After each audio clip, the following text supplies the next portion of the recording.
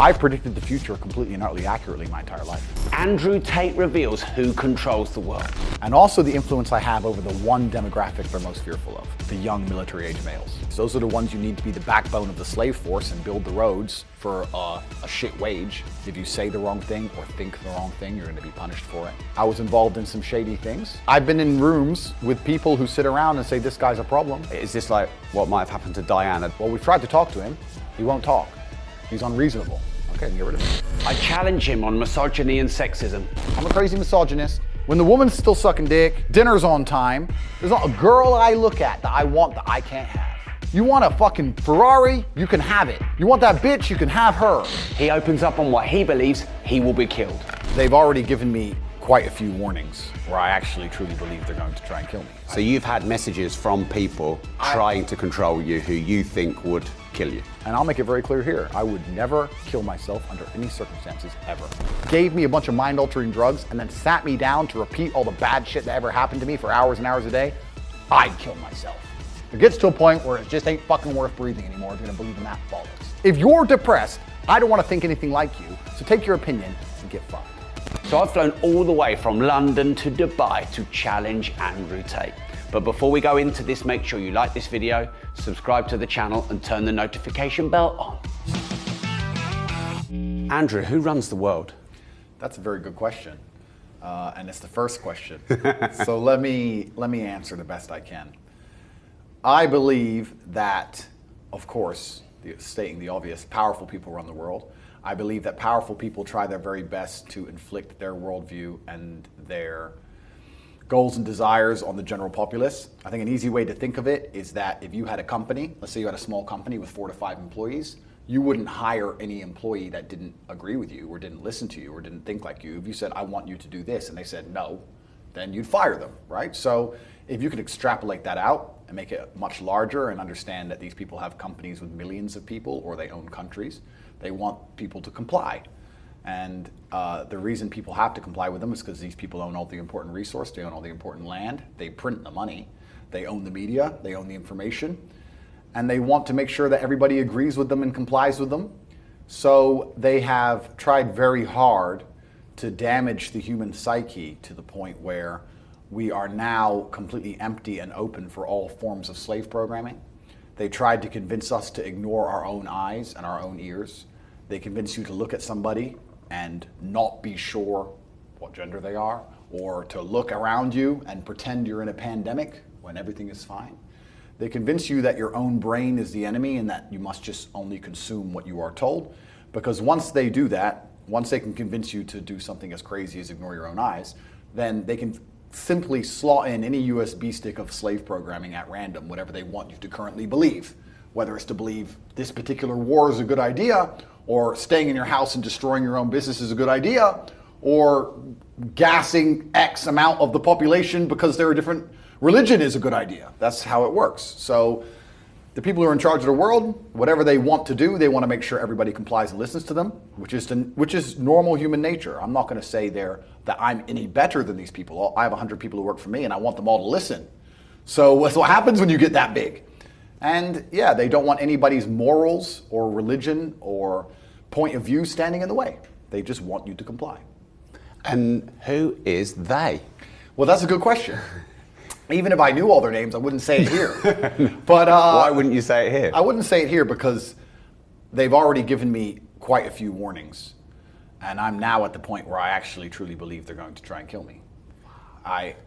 So you've had messages from people trying to control you who you think would kill you? I understand that you get 3 strikes in this game. Strike 1 is they try and shut you up and discredit you, which I've just been through. Strike 2 is they try and put you in jail for no reason. And strike 3 is they kill you. And one of my strikes is now gone, and I now firmly believe that they're going to try and kill me because they want me to be quiet and I'm not being quiet. And I have huge amounts of influence, which is what they're scared of. Because influence is what influence is what the world is about, right? If you send soldiers to a country to die, if you have literally a pitched battle on any country on the planet with tanks and planes and people are dying, that's only to control the ground so you can influence it. Like all of that is for influence. The media is for influence. What they tell people to believe, the mindsets they want you to adopt is so they can influence you. So when somebody like me comes along who has a mass amount of influence and it's going in a direction they're contrary to, they sit and go, wow, this is a big problem from one person. And people have car accidents, people get robbed, people get shot. And that's the unfortunate reality of human nature. When you are a very large problem for very powerful people, they look for quick solutions. And the easiest solution is to kill me. And I think it's going to get there if I'm not extremely careful. So yeah, they dislike me not just because of what I say, because everybody knows what I say is true, but because of the huge amount of influence I have, and also the influence I have over the one demographic they're most fearful of, which are the young military-age males. They're the demographic that they need to keep under control the most, because those are the ones who will lead a revolution. Those are the ones who are naturally rebellious. Those are the ones you need to fight in your armies. Those are the ones you need to be the backbone of the slave force and build the roads for a shit wage. Those are the ones you need to sit in a sexless marriage and raise kids while they're depressed and turn up and pay their taxes anyway. That demographic is the backbone of the economy, of the defense of a nation. They're the number one enemy to the state if they decide to get in a big group together. Like, I don't want to be misogynistic, I've been accused of it enough, but if 100,000 women get in one place and complain, it's inconvenient. If 100,000 men get in one place and complain, it's a revolution. So they're scared of men free thinking, and they're scared of young men free thinking, and my fans are young military-age males, and I teach them to free think. So they look at me and they literally see me as a threat to the world, and that's why I think they're going to try and kill me. So you said you now have to be careful, so what are you changing about what you're doing to not get killed? I'm as perspicacious as I can be. What does that mean? Perspicacious is the ability to perceive, perceptive. Right. Yeah. I'm as perspicacious as I can be, but I'm also very understanding that if they want me, they're going to get me. It's an unfortunate reality. It's very easy to kill people, especially at their level, right? If they want me, they're going to get me. All I'm doing is trying to stay true to myself, stay true to God, because I truly believe this is a battle of good versus evil, and say the things I know need to be said in a way which is respectful enough and important enough so that the powers that be decide that it's okay if I stay alive. But if they decide the opposite, then there's very little I can do about it. And of course, I have a 10-man security team, everyone's armed, I carry a weapon, like, et cetera, et cetera. But if they want you, they're gonna get you. That's the game. So it's kind of, people often say to me, well then Andrew, why do you do this? Why do you talk? And I really believe we're living in a pivotal point in history. As AI gets better, as technology gets better, as they get more and more control over the money and the way people think and the way people move, I think that absolute slavery and tyranny is coming to the entire world. I think our children's children will live as slaves. I think the idea of social mobility will be absolutely and utterly destroyed. You're going to be born into a class, and that's where you're going to belong and stay. If you say the wrong thing or think the wrong thing, you're going to be punished for it. And I think this is one of our last chances to fight, and I think it's a battle of good versus evil. It's genuinely God against the demons, and I know that I'm on the side of God, and I'm a strictly religious person, and I couldn't live with myself if I didn't talk. And if God decides that I have to be martyred for that, then that's his decision. So it's unfortunate, but that's what happens when you have mass amounts of influence. Why, and this is a question to you, if you had control of the world and you spent huge resource and energy on media machines to make people think a certain way, and somebody like me came along and made everybody not listen, would you like that person? Would you want that person to continue to talk? What if you tried to go to him and say, listen, shut up, we've warned you now, and he wouldn't shut up? What would you do? Well, I'm an entrepreneur, so I'd probably try and collaborate with you. But they're not entrepreneurial at that level, are they? But even if they try and collaborate with me, and that's actually an interesting topic because I've had strange offers, let's put it that way, I won't sell my soul. A lot of people do, right? What does sell your soul mean? It means that you sign a piece of paper and you shut up. Right. For X amount of money, or X amount of influence, whatever. Yeah, by collaborate, I don't mean pay you and shut you up. I mean, let's do some business together. Let's change the world. Completely, but the way they want to change the world is not the way I will ever allow them to try and change the world. I don't agree with what they're doing. I think what they're doing is anti-humanist. I think what they're doing is truly evil. And I won't sell my soul. They can't convince me to sit and tell the children what they want the children to believe. And normally when you sign a contract and you become a music star or a sports star or whatever, you shut up because you have sponsors, you have money, you can get canceled, etc. You have to be quiet. And I'm not in that position. So They try and get a degree of leverage over you. I've had very strange offers.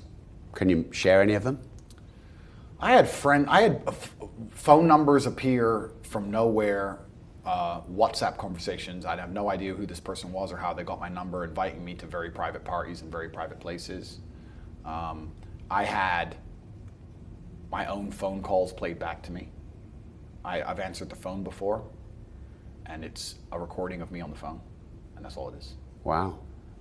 And I probably shouldn't say these things on YouTube, but this is the reality of the world I'm now living in. So, yeah, there's things that have happened that have been like, Andrew, you better shut up. But I don't think I'm actually saying anything that's detrimental. And if this is watched by anybody influential, all I'm trying to do is teach men to be true to themselves and be true to the power that's inside of them, God-given. And I think that the world will always be a better place in the end that way. And I'm also very understanding that societies, to a degree, need to be controlled. Obviously, you can't have every secret out there in the open. But I think that the direction that the West is going, especially, is truly evil. And I think that somebody needs to stand up and talk about it. I think the things they're trying to convince people to believe and do are not the way that God wanted us to do. I'm a crazy misogynist. When the woman's still sucking dick, dinner's on time, there's not a girl I look at that I want that I can't have. You want a fucking Ferrari? You can have it. You want that bitch? You can have her. And where's this come from? This tyranny and this future slavery? Well, I think power is always going to corrupt. No matter how good the person, I can give you a million examples, right? So I've known nice guys, and they're genuinely a nice guy. And they get a girlfriend who's completely in love with them, and the girl will do anything for them.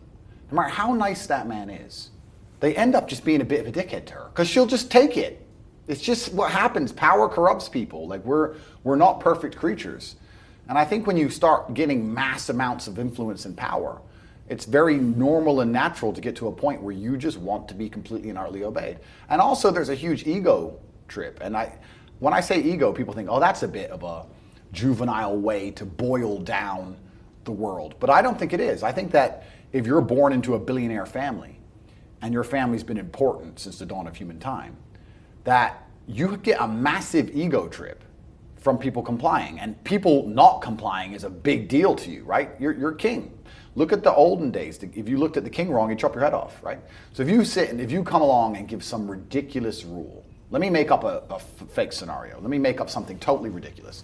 Let's imagine that everyone was suddenly afraid of the common cold. And let's imagine we told people to wear a mask when they walk in a restaurant, sit down, take it off, eat, put it back on to stand up and go toilet, come back, take it off to eat, to save lives. Let's just do some hypothetical, right? Everybody knows there's no medical backing for that. Everybody knows that's absolutely ridiculous. So why would you do that? Well, you do that to force people to comply so you can sit around and go, that's it. What else is going to make somebody at that level happy besides an ego trip? You think money's going to make them happy? You think you can buy a Ferrari and smile? These people print money. They're above money, right? And they believe, well, I won't say quite rightly, but I understand why they believe it, that they're better than everybody else. They believe that they're literally a different species than everybody else. We're peasants, we're ants. We're nothing to these people. So if they tell you to do something, you better do it. So if you stand up and say, that's dumb, then they go, whoa, whoa, whoa, who's the big mouth? Oh, this ant's smart. And they'll find a way to check you. And if you're an ant that stands up, and then a whole bunch of other ants stand up with you, well, that's where the problems come, right? That's why they got Socrates. You know why Socrates died? I'd love to hear. He was arrested, and he ended up poisoning himself and killing himself because they were going to execute him. And he was arrested for corrupting the youth because he was convincing the youth to think about not joining the military because the wars were pointless. So corrupting the youth is why Socrates died. If you make the youth think, you're an enemy to the establishment. It's always been the same. Do you not go to bed at night sometimes and shit yourself? Yes. Yes. But at this point, I've now made a decision to stand true to my morals and stand true to God and genuinely be a force of good for the world and genuinely try to make people do good things to other people. And if I'm not going to stop doing that. So if I'm going to die, I'm going to die. It's like being in a plane crash. What can you do? The plane's going down. What are you going to do about it? You can scream and be a girl about it, but the plane's still going to crash. So it's kind of not defeatist. It's kind of like you come to terms with the scenario. Am I going to sell my soul and live longer and have less of an impact on the world and know that I'm aiding the devil in its intentions, or am I going to live a shorter amount of time and do my absolute best to be a positive force for the world and be remembered as such? And I think that God will reward me for that. So it's just, you come to terms with the reality that there are enemies too powerful to fight, and there's nothing you can do. So you said that a lot of influence and power can create ego. I didn't say can create ego. I said these people are absolutely and utterly deeply egotistical to a level that an average person can't possibly understand. Wow. Okay. So has your power created that in you? Completely.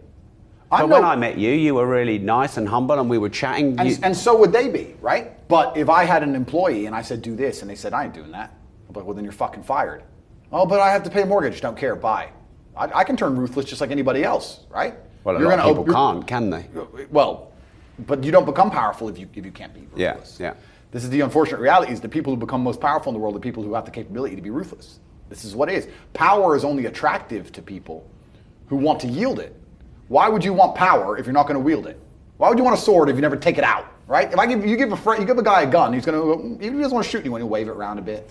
He ain't just going to put it in the drawer and close it and never touch it again, right? So the people in life who never try to become powerful, maybe they're the ones who can sit and say, I wouldn't do that, well, but you're never going to be powerful, so who cares? The people who aim for power and crave power, they crave it to use it, right? And I'm not saying that I'm any better than these people who are in charge of the world. I'm sitting saying this is human nature to a degree. I try my very best to live true to God, and I know that I try and do good things. But the people who are in charge of the world perhaps believe that their ideas are good. They're opposite to mine, right? So they may have the idea that we should teach children about sex at 3 years old. I believe we should leave the children alone. They believe their idea is good. I believe my idea is good. And if I was in charge of the world and somebody tried to do the opposite idea, teach children about sex at 3 years old, I'd be the one saying absolutely no, shut them up. I'd do the same thing. Do you understand? So I'm no better than these people. We're all human. I just truly believe that my views are better than theirs. But they believe the opposite way around. And that's what's so difficult about it. That's what's so sad about the world. If you look at any war, it's never good guy versus bad guy. Everyone has their opinions, right? But it's always a gray mess of some guy's got a good point, the other guy's kind of got a good point, everyone's half good, half bad, and that's the unfortunate reality of Earth. So, yeah, it's a strange one, but I absolutely, completely will sit here and say, yes, if I had absolute power, then I would wield it completely, just like they are. I get it. I get it. And that's why I know they want me gone. Because I know I know what happens when you're a powerful person and someone keeps poking you. I know what happens. And I know that not only from this world, I know it from the underworld. I've had a very long and interesting life. In a previous incarnation, I was involved in some shady things. And are you talking about another life before your own life? Let's put it that way. Okay. So not in the 35 years you've been here, another life? For legal reasons, let's say another life. Okay. And I've been in rooms with people who sit around and say, this guy's a problem. As in they're talking about you? Or no, I've been in the room and we're talking about somebody else. Right. This guy's a problem. In another life? In another life. Yeah. And the problem gets fixed. This is natural. As in the person goes away? One way or another. So are you talking like, is this like what might have happened to Diana, this kind of thing? Is this what you're saying? I'm talking about, okay, let's take a hypothetical again. Let's say you have 5 drug dealers in a room and a drug dealer keeps robbing them. What are they going to do? They're going to get robbed forever? I'm going to say, no, this is a problem. How do we fix this problem? Well, we've tried to talk to him. He won't talk. He's unreasonable. Okay, then get rid of him. That's business. That's life, right? Well, it's not business. It's that business. Yeah, but and I'm saying that even from the bottom levels of the socioeconomic scale all the way to the top levels of the socioeconomic scale, there becomes a point where the only solution to the problem is violence. Most people don't understand that the entire world we live in is absolutely and utterly violent. I see violence everywhere. If I see a big tree, I don't think, oh wow, that's a big beautiful tree. I sit and go, that tree destroyed every tree anywhere near it. Its root system is 2 miles long. It's been kicking trees' asses for 100 years. That is a badass tree, right? It's a violent tree. And every single thing about civilized society is underpinned on violence. The idea that violence will eventually appear is the only reason any of this works. If I drive through Dubai too fast, the camera will go off and I'll get a speeding ticket. If I ignore the speeding ticket, they'll add money to the speeding ticket. If I don't pay that, they'll send a bailiff. If I tell him to get fucked, they'll send the police. If I tell them to get fucked, they'll arrest me. If I refuse, violence. It doesn't matter what law, what tax code, anything you can think of. If you disobey long enough, it comes back to the bottom line. The bottom line is always violence. So if you talk to somebody and they don't listen, if you try and reason with somebody, they won't listen. You try and bribe someone, they won't take it. It gets to a point where there's one answer left. Well, then teach them a lesson. And most people don't understand this about the world. And I was having a conversation with a woman once. She said she was a pacifist. And I had to correct her. And I said, you're absolutely not a pacifist. You may be incapable of violence because you're a female, but you believe in violence, because if I were to attack you, you'd call the police. And you want violence by proxy to protect you. You believe in violence because you believe in law and order. You can't be a pacifist amongst savagery, right? You like the idea of living in society. You like the idea of your house being yours. Well, why is it yours? It's yours because it's enforced by a legal contract that the government will enforce with a police force, with violence. The whole world's violent. Everything's violent. So I don't think most people understand and realize that you're saying it's not business when I say that drug dealers are violent. I completely and utterly disagree. It is business. If a company sues another company and they owe a bunch of money and they don't pay it, we can go down the same route. Guess what happens in the end? They end up taking the CEO's house. He doesn't want to give it up. They send a police officers around and said, you were due to get evicted today. I ain't leaving. Guess what? Violence. Business is violence. Life is violence. It's all violence. We put a nice little happy sugar coat on top of it. But that's the truth of the world. And I'll make it very clear here. I would never kill myself under any circumstances, ever. Gave me a bunch of mind-altering drugs and then sat me down to repeat all the bad shit that ever happened to me for hours and hours a day, I'd kill myself. It gets to a point where it just ain't fucking worth breathing anymore if you're gonna believe in that bollocks. If you're depressed, I don't want to think anything like you, so take your opinion and get fucked. We've launched some new YouTube channels that I believe you will love. We also have a brand new launched More Money Secrets channel where you can learn, earn and invest and make, manage and master money. And we have a shorts version of that channel. 3 new channels. You can find the links in the description. And remember, if you don't risk anything, you risk everything. How did you learn all this? That's a good question. I've had a interesting life. And yeah, well, we flew out here for you, so we've got all day to listen to it. Yeah, I've had an interesting life, and I think the only way you learn lessons in life are the hard way or the harder way. I think that humans are terrible at learning lessons easily. You will see somebody make the same mistake 100 times until that one time it really hurts. That's just how we are. And God's been quite nice to me by teaching me the hard lessons quickly. He didn't give me any chances to learn slowly. He came at me hard and fast and instantly. So I learned things very quick. So I learned the reality of a lot of scenarios and how the world works very, very quickly because I never had any of those in-betweens, you know? Have you got a specific hard lesson? Quick, hard, brutal? I have a few, yeah. But I think everything I say, all of my answers are based on my life. I don't want to, there's some things I don't want to say on camera, but anything I'm saying is based on a scenario that I've lived through. I don't read books. I'm not a book reader. I don't consume content. I don't watch videos. I don't watch anybody else's things. Every single word out of my mouth is just a reality I've lived, walking around day to day. And I philosophize it in my own mind, I absorb it, and I come to my conclusions. And my conclusions seem to be pretty accurate for 2 reasons. One, it's maybe the most Googled man on the planet. And 2... How many searches? I was trying to find out. I was trying to Google how many Google searches are on Andrew Tate. At the height of the media attack, I was the most Googled man on the planet. I don't know how many. More than Alec Baldwin, more than Will Smith. More than Donald Trump, more than Putin in the middle of this war, more than Joe Biden, more than the Kardashians, more than everyone else. The most Googled man on the planet. So that's one reason I know that my conclusions are accurate. But the other reason I know my conclusions are accurate is because when you make a conclusion or you come to build a mental model in your mind, the idea of having it is to be able to predict the future. There's no point in constructing a mental model that doesn't allow you to predict the future. If I pick this bottle up, I know if I drop it, if I let go, it's going to fall. Because every other time I did that, it fell, right? My mind has told me if you drop things, if you let go of them, they're going to fall to the ground. It allows me to predict the future. If I couldn't predict the future with my mental model, if my mental model believes something else, then I'd make a bunch of mistakes. I've predicted the future completely and utterly accurately my entire life. I know that I'm right because the way I think allows me to be correct in every scenario I've ever been in. I know when someone's going to hurt me. I know when my time's almost up. I know how to make a bunch of money. I know all of it. I've never been wrong about anything. So for someone to come along and try and convince me that my mental model and my way of viewing the world is inaccurate is going to be extremely difficult, because I'm going to sit and say, well, my mental model produces X to this accuracy, and you're a dumbass. So what can you predict, my friend?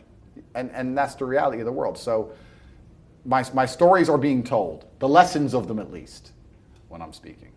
What are the lessons of the Middle East? No, the lessons of the stories. You asked me a story, and I'm saying I won't tell the story, but the lessons are being told. Okay. Andrew, are you misunderstood? That's a good question. I want to answer. That was my original question 1, by the way. I want to answer as a professional. Yes, I am misunderstood. I'm misunderstood because the things I say are a large web of nuance, and they're interlinked. And if you take one individual part from the web, then completely I understand how some things can be massively misunderstood. I also understand that most people have no interest in the truth and no interest in digging deeper and finding out the truth about a person or a scenario. I think that, let's tie this back to the conversation we just had. If you take a small subsect of society, let's say mass murderers, you'd assume all of society is bad. But when you interlink it and understand it, societal as a whole, the world's not such a bad place. I think that's the same for all people. I'm certainly one of those people. And I think that my ideas, when they're properly explained and completely digested, head to toe, very rarely, if at all, ever get a negative reaction. The people who misunderstand me so feverishly are people who have never even bothered to genuinely understand me at all. I know this because there's actually a very famous TikTok account. Some guy, he walks around college campuses in America and he says, "Have you heard of Andrew Tate?" The girl goes, "Yeah." "Do you like him?" "No, I hate him." "Why?" "He's a misogynist." "What does misogynist mean?" "Whatever." And they just walk off. Whatever. So and it's different versions of that same conversation. What has he said that's misogynistic? Well, he hates women. No. What did he say? And this is what it's amazing how the conversation interlaces, right? What did I say at the beginning? The slave programming, the empty mind. Andrew is misogynistic. People who are going to walk through earth and repeat that, they have no evidence, they have no proof, they can't tell you why. When you challenge them on it, they get angry because it's been installed in their brain because they're dummies. And when a dummy, you remove and you empty their brain, you install the new programming, they instantly get enraged when they realize their brain short circuits. Explain why you feel how you feel. They can't. And then they have a breakdown. And this is the true height of the slave mind. If you can convince somebody to have a strong emotional reaction about a subject they don't even understand, imagine the level of slave these people are. Imagine if every time you saw the color red, you just lost your mind. You're a slave. You're controlled. And all the people who dislike me, because none of them can even tell you why, are slaves to the matrix. They belong to the machines. They've had all of their morality and all of their own thoughts completely and utterly erased. They've installed the new program. First it was or whatever it was. Now it's Andrew, Slava Ukraine, goes on, whatever the new fucking story is. Andrew's the enemy right now. And they don't even know why they feel how they feel. And there's a large percentage of the population walking through Earth now with opinions that they will fight to the death for, and they don't even know where it came from. And they don't even know why they believe it. And it doesn't even benefit them. This is the miracle of it. If you have one of these opinions that you really defend, but it benefits your life, I get it. Like, let's take an extreme opinion. Let's say you're the Taliban, right? You have extreme opinions. But those opinions allow you to live life in a particular way. You'll fight to defend those opinions. But if your opinion is, I hate Andrew Tate, your life is no better. You don't gain anything. Your reality doesn't change. But you're still prepared to fight for that opinion. You're a slave. And most of the people who dislike me, in fact, let me correct myself, everybody who dislikes me is slave-minded. And it is still a minority. 90% of comments on my videos are positive. But there's 10% slave minds who, no matter what evidence you show them of me talking good about women, or my charitable donations, which rack up to the tens of millions of dollars, or the foundations I run, or the orphanage I built, or all the people's lives I've saved when I reply to men who are suicidal and men's mental health, which I'm working with closely. No matter what you show them, their only reply is, but he's bad. And they won't tell you why. And this is just the slave mind. You can't reason with the slaves because they've been programmed. So you mentioned the underworld and the Matrix. What is that? Have you seen the movie? Yeah. Damn straight. Yeah, good movie. So in the movie The Matrix, your body heat is being salvaged, and to keep your mind occupied, you're living inside of a false reality, computer generated. The reason I think we live in a matrix now is because I think the same thing is happening. Perhaps it's not our body heat, perhaps it's our work, our ideas, but they're being salvaged, and the reality they've given us to occupy our brains is false. We don't live in the real world. We are living in a reality where we're told stories and narratives that aren't true, where they try very hard to distract us with garbage. Rihanna. I have nothing against Rihanna. Like, I don't know her. But when I see a concert and I see hundreds of thousands of peons standing amongst Peons? Peons. What are they? Peons is the people who go to these concerts. Right. Peon means peasant. Standing at, because This is an education in language. no, but they are peasants because they're acting in a peasant way. They're acting like peasants. Hundreds of thousands of people in a crowd looking up at somebody like they're God, jumping up and down for hours on end. You're a peasant. You're a peasant.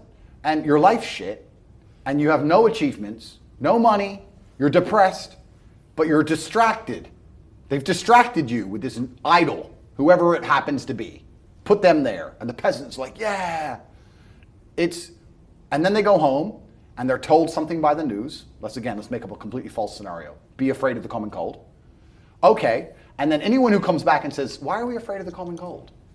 They delete their point of view. They shut them up to create a false reality. So people are living a life where they're working a job, they're being enslaved by the machines for their tasks, but their mind is distracted by garbage and only fed a fake story, and they're living inside of a computer-generated simulation. They're living inside of a world that is not real. They don't live in a real world. A lot of people live inside of the Matrix completely, especially the people who dislike me. And how do you get out of this simulation and into whatever the real world is, and what is the real world? They should do a public post on all their social media. I am sorry I believed the lies. I am sorry I helped purport the enslavement of mankind. I am sorry I was a tool of the Matrix in its enslavement of man. I am sorry.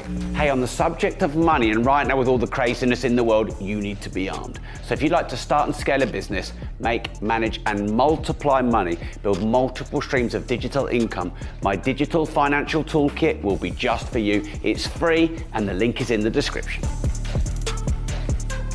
And money is the key to beginning to escape. So we had Hustlers University. They attacked it when they attacked the Matrix. So now we've started our own banks. We have our own banking license. We have our own payment processing. We have our own data center deep in a mountain. Was that because it all got taken off you when you were cancelled? It's because they were attacking it. Right. So we built all the infrastructure ourselves. So you're decentralized? Completely. So it can't be attacked anymore. And that's the real world, and we can teach people how to make money. And the reason I teach people how to make money is because money is stage one to escaping the Matrix. You can't think for yourself and talk the things you believe if you need that wage and that person tells you to shut up. You can't. The reason everyone wore the mask is because they had to pay their mortgage. Or their wife told them to. Yeah, or their wife told them to. That's right, yeah. So if you need breadcrumbs and you're a starving man, you can't really talk to the guy who has all the bread and tell him to get fucked, right?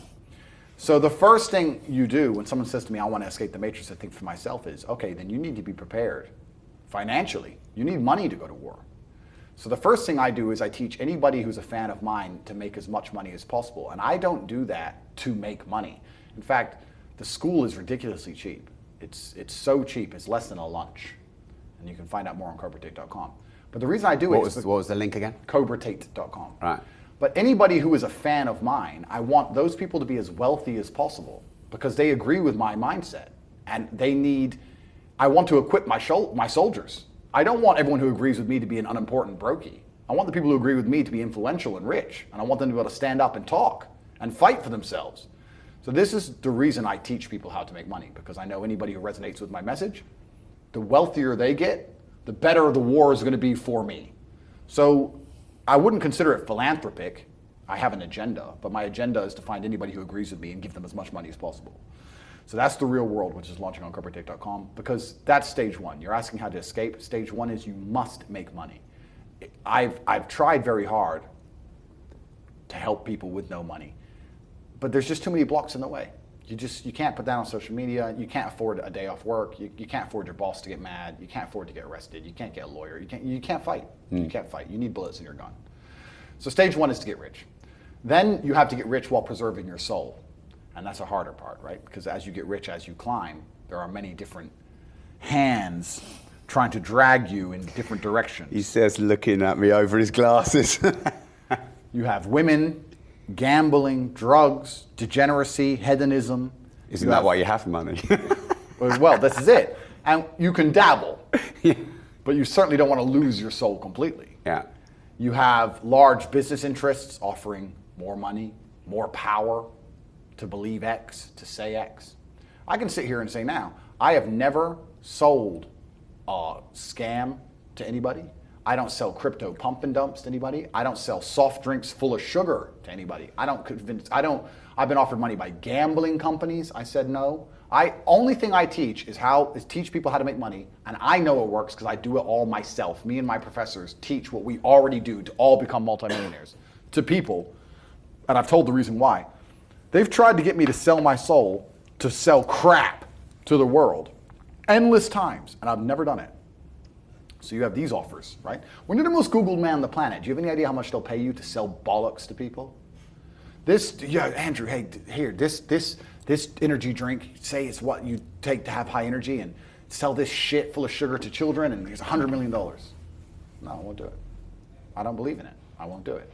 So then you have to keep your moral fiber and stay principled, which is another battle. But if you manage to make money and stay true to your own moral fibers and principles and stay perspicacious, word of the day, keep paying attention to the world and actually keep your eyes open and look around, then you'll naturally escape the matrix. It's natural for the human mind, it's natural human evolution for us to spiritually escape the enslavement. Because the enslavement is from man, but our enlightenment is from God. It is natural for us, if you get rich enough to say no to ideas that you understand are innately wrong, if you get rich enough to have a different opinion, if you pay a lot of attention and you resist all of the temptations of the devil, the only possible end state is to escape the matrix. It's an easy trajectory. Most people fall off because they're too broke to think. You're too poor to have an opinion, so you're too poor to think. The rest fall off because they get a little bit rich and they get snapped up. But anybody who doesn't fall for those two traps ends up where I am. And there are a lot of us. And where are you? I am in a stage of enlightenment outside of the matrix. I'm like Morpheus. I come in and out. I come back into the matrix. I come to YouTube. I talk to people whose minds are ready to be freed. I convince them to join the real world at corporatetape.com and begin their journey. And I take the free minds and we escape the matrix together. This is why for a long time on Twitter, I had an account called Morpheus. I was Morpheus because that's what I kept getting compared to. I come in and out trying to free the minds. And I hope I find Neo. I hope I find somebody who's even better at attacking the matrix than I am. All I'm trying to do is talk to the people who understand what I'm saying is right. When I say these things, there are going to be certain amounts of people who listen to this and think I'm crazy. He's crazy. And there's going to be people who listen to it and go, yes, finally, finally I understand. Finally I know what to do. I've felt this for so long. I've looked around me and knew that this shouldn't be my life. I knew that they're lying to me. I didn't know what to do. Now he's told me what to do. Those are the ones I'm interested in. And they can join the real world. Inside of corporatetape.com, I'll see them there. Anybody who thinks I'm crazy, that's fine. I'm crazy. Don't worry about me. I'm a crazy misogynist. The news has never lied to anybody. Every war ever started, the reason the news told you, that's why it started. It's not like every single one's been a false flag since the beginning. Every single narrative that they tried to purport upon you is not to control you. It's because they want you to know the truth because you're so important. Don't worry. So if the media is lying about me, they must be right. Why would they lie? Why would they try and convince people that the world's most influential man is somehow bad? It's not because, they're worried he has influence and might push the world in a good direction. Of course not. No, it's because he's such a bad guy. That's why he has no criminal record. No girls come forward saying I've done anything to anybody. No victims of any kind. And somehow I'm evil. And the people who believe this garbage are slave-minded. They're slave-minded. It's the most common tactic in the world. First, they insult your character and attack you. It's stage one of the three stages. They attack you, your character, and cancel you. They put you in jail for something you did not do. And the last is they kill you. And I'll make it very clear here. I would never kill myself under any circumstances, ever. Ever. And I like to think that if anybody sees a media article where I've been locked up for whatever it is, they're going to look at it and go, this is bullshit. Tate didn't do that. With the scrutiny I'm under, does anyone think I'm breaking the law? I'm the most scrutinized man on the planet. Well, if I was breaking laws, I'd be in jail. Trust me. I drive at the speed limit, my friend. That's the level it's got to. Like they think I'm out here doing bad things. So when an article comes out saying Tate did this, I just pray there's enough people who are outside of the matrix to sit and go, this is some bullshit. And he doesn't deserve this, because I don't deserve it, because I will be innocent. What is enlightenment? I think that enlightenment is always being able to use your own emotions to your advantage. Every single time I've been furiously angry, or even in a murderous rage, it's been a very appropriate time to be so. And I don't mean appropriate because of the reasoning. I'm not saying I had a good reason to be angry. I'm saying that it was the best decision at the time. Every time I've ever been truly sad, again, it was beneficial for me to feel that way. There are times in life when murderous rage is the best possible option on the table. There are times in life where if you're genuinely threatened, the best possible emotion you could feel is murderous rage, right? There's times when it's appropriate. And there's times when it's good to be sad, and there's times when it's good to be empathetic, and there's times when it's good to be ruthlessly psychopathically cold. So I think enlightenment is making sure that your brain and soul and spirit are trained in a way that the emotions you feel at any given time are the best possible card in the deck. Of all the options you have in the playbook, depending on the scenario, your own spirit gives you the exact perfect way to feel to handle that scenario in the most effective and compendious way possible. Is that like almost taking a step above those emotions and observing those emotions and using them in a second stage awareness? That's a good question. And I would say that's semi-enlightenment. Right. There was a point where, yes, I'd get furiously angry and I could see myself from the outside and it was conscious. But when you actually reach true enlightenment, you don't have to be conscious of it and you don't have to observe yourself from the outside. You just feel what you're supposed to feel at the exact right time, all of the time. And you're absolutely engrossed by it and completely. I've never been murderously angry where that was not the best chance of me handling that scenario to my advantage. And I've never been in any other emotional state where it wasn't the best possible move. When I think back outside of the emotional experience itself and think, could I have felt a different way, and would that have allowed me to act in a different way that would have helped me more? The answer is always no. The way I felt allowed me to do exactly what I had to do. And yes, there was a point when that was semi-conscious, and now it's not conscious at all. If I start to feel angry, it's not conscious. I am angry completely and utterly, and I trust my body and my spirit that I'm supposed to be angry, and I'm supposed to act within that frame. And that's what true enlightenment is, because thinking outside of it and being conscious of it is good, but it takes time. And often, in the most extreme scenarios of life, the one thing you will not have is very much time. There has to be instant and complete decisions, and there has to be final scenarios, what's the word I'm looking for? Consequences. Is that something you trained yourself to do? I think that life's trained me to be that way. This is what happens when you've had a varied enough life. I talk often about the importance of trauma as a man. I think that if you were to find the most interesting or most capable men on the planet, they've had the most trauma-filled lives. I just think that trauma is what teaches you. We talked earlier about how you have to have lessons taught to you the hardest way. if you were to call a Navy SEAL and ask him to protect you going into a building full of assailants, you'd like to think that guy's been through some stuff. You'd like to see some scars, right? You wouldn't want Mr. Freshface to turn up. This is the reason why we instinctively don't trust youth. Because you look at a kid, if a wealth manager walks in and he's 18, you're like, oh, you don't know about life. Nothing's hurt you yet. That's why we trust age. That's why they say that wisdom you must grow into wisdom. You can't just pick it up, right? Trust your elders, listen to your elders, etc. These are age-old ways of thinking. So lessons and trauma, and the more you go through, the better of a man you are. And if you were to find the best men on the planet, I guarantee they've been through a bunch of terrible things. And if you listen to podcasts from any of the most interesting people on the planet, usually they've had hard, terrible lives. And you can use that trauma to become a better person, or you can let that trauma consume you and destroy you. But I thank God for all of it, because it gave me endless power to become the person I am. If you're truly angry or truly unhappy, then you can't sleep. And if you can't sleep, then you get twice as many hours as everybody else to become monumentally successful. So there's advantages. There's advantages to difficult things. And what is the biggest trauma that's taught you the most?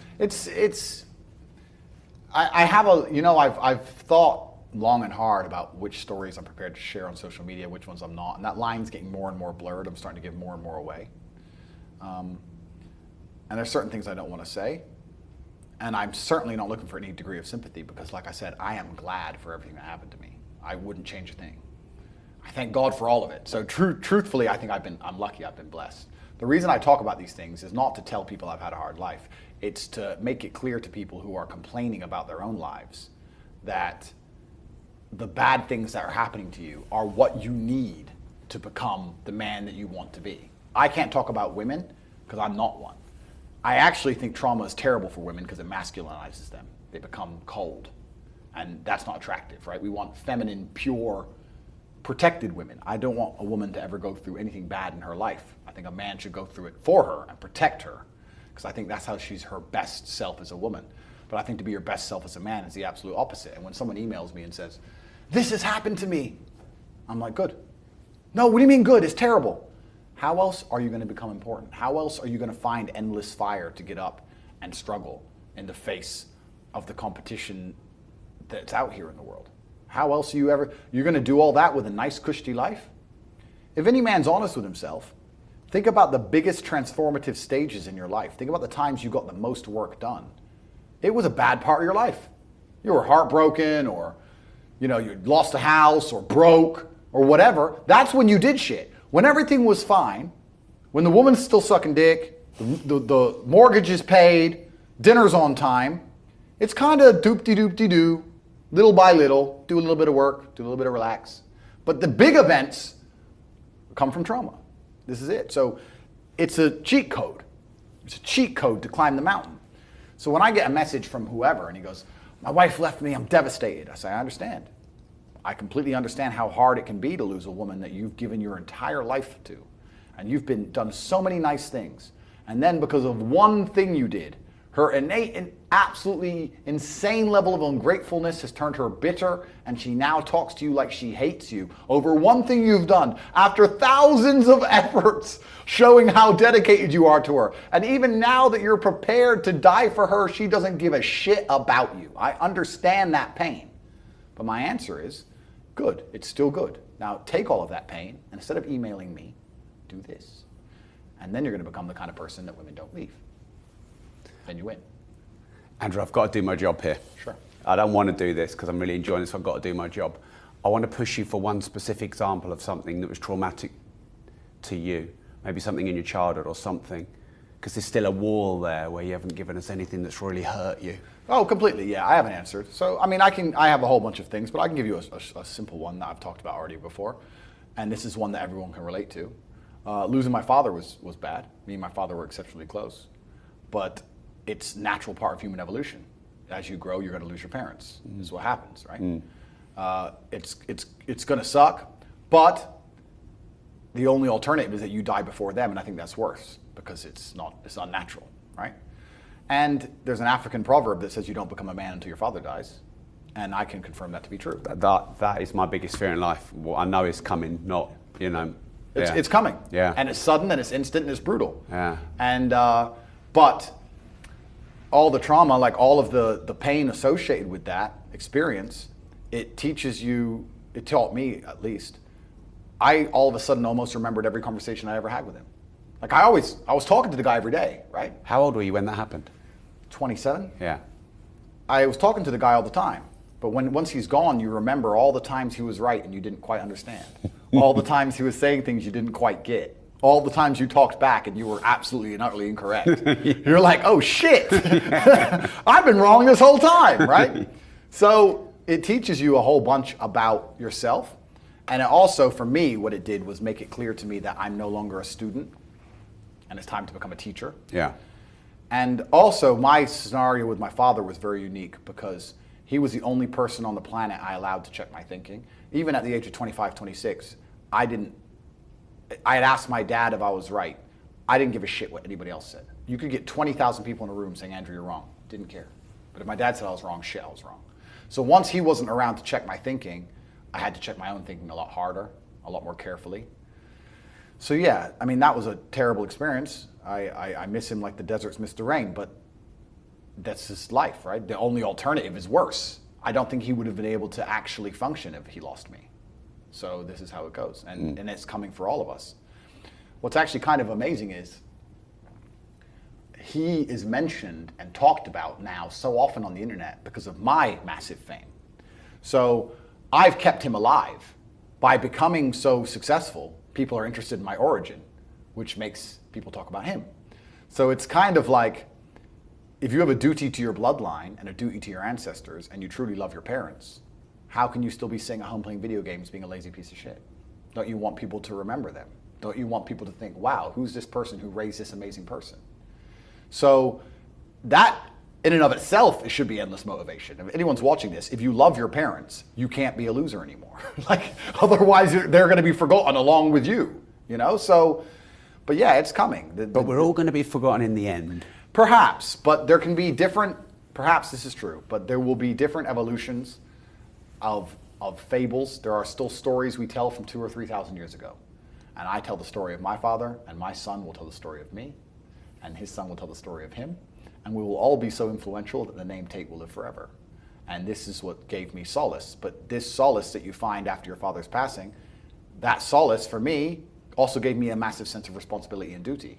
I can't now not be who I am, which goes back to earlier when you were saying, well, they're going to get you. How do you sleep at night? Because I can't not do this, because by doing this, my father is remembered, and I will be remembered, and my son will be born and instilled with a sense of duty, which will make him impossible to program by the matrix, so I know my son will be a good person. He won't be a piece of shit like all these other children. He will be born with morality, and he will understand that his father sacrificed himself for the good of the world. So yes, I don't like being alone in a dark car park, of course. But also, what's the alternative?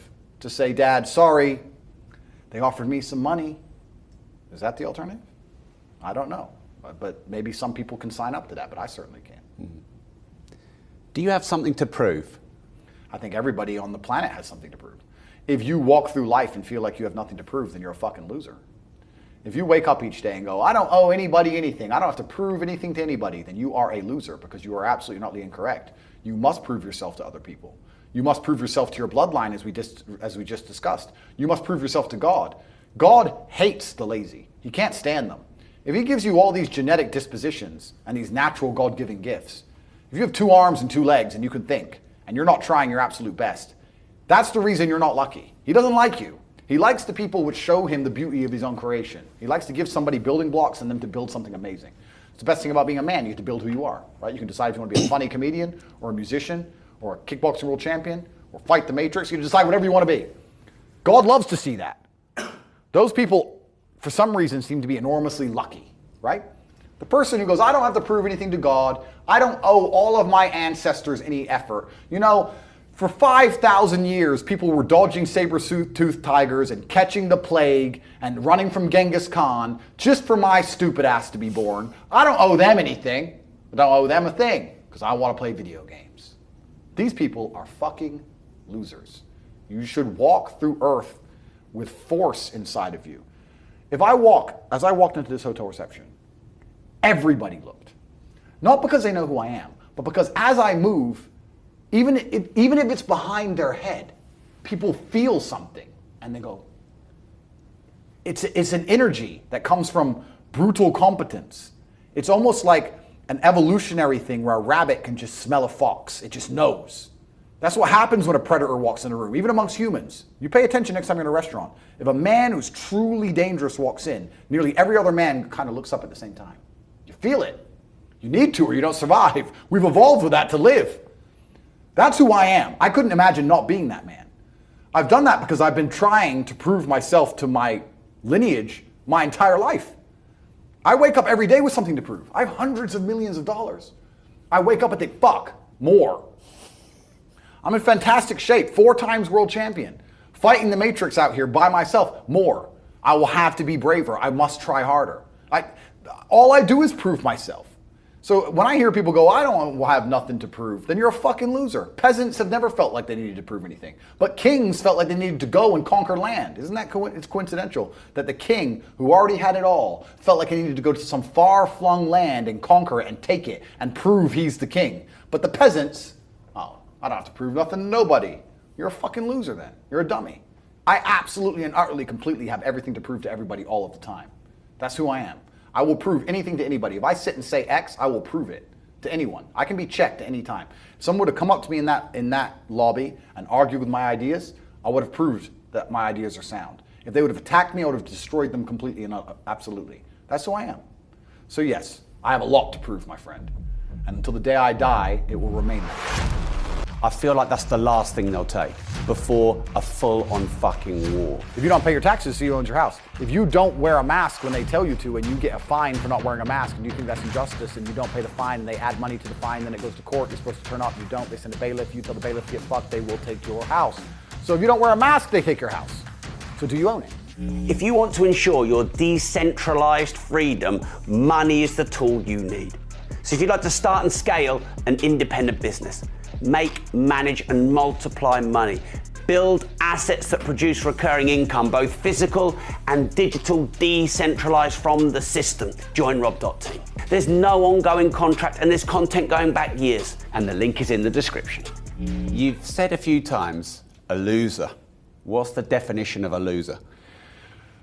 I think the universe is absolutely and utterly giving. I've never seen anybody dedicate themselves to something completely and fail. I've never seen somebody eat right, go to the gym every day, train really hard, and not be in good shape. I've literally never seen it. The universe is extremely giving. If you actually try, and you actually want it, and you're actually not making excuses, lying, talking shit, you're gonna get what you want. So when I see people who don't have what they want, I consider them losers. And this may be elitist, I understand that. But if I put myself through endless pain to end up where I am, it's very hard for me to have sympathy on the man who's afraid of pain. You're avoiding pain. I've been through endless. I now have everything I've ever desired. You have none of the things you desire. Am I supposed to feel sorry for you because you took the easy way out? Am I supposed to look at you and go, oh, poor dude? No, you were a fucking coward. You didn't go through the shit I went through. You didn't put it on the line. So you deserve your substandard reality. That's what you deserve. You're a fucking loser. Because if you actually wanted it, and you actually tried, you'd have it. You could have anything you want. Universe is super giving. You want a fucking Ferrari, you can have it. You want that bitch, you can have her. You can have anything you want on the planet. There's not a girl I look at that I want that I can't have. Not one.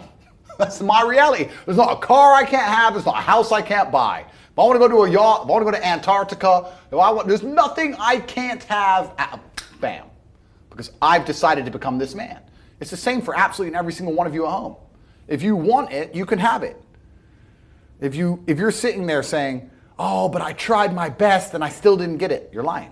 You didn't try your best. That is a fucking lie. The universe gives it to everybody who genuinely tries. And I know that to be a fact because this world's competitive. We're all competing against each other. And the majority of people don't try. Like I've achieved this amazing life and I've tried very, very hard. But it could have been harder. I mean, Was it that hard?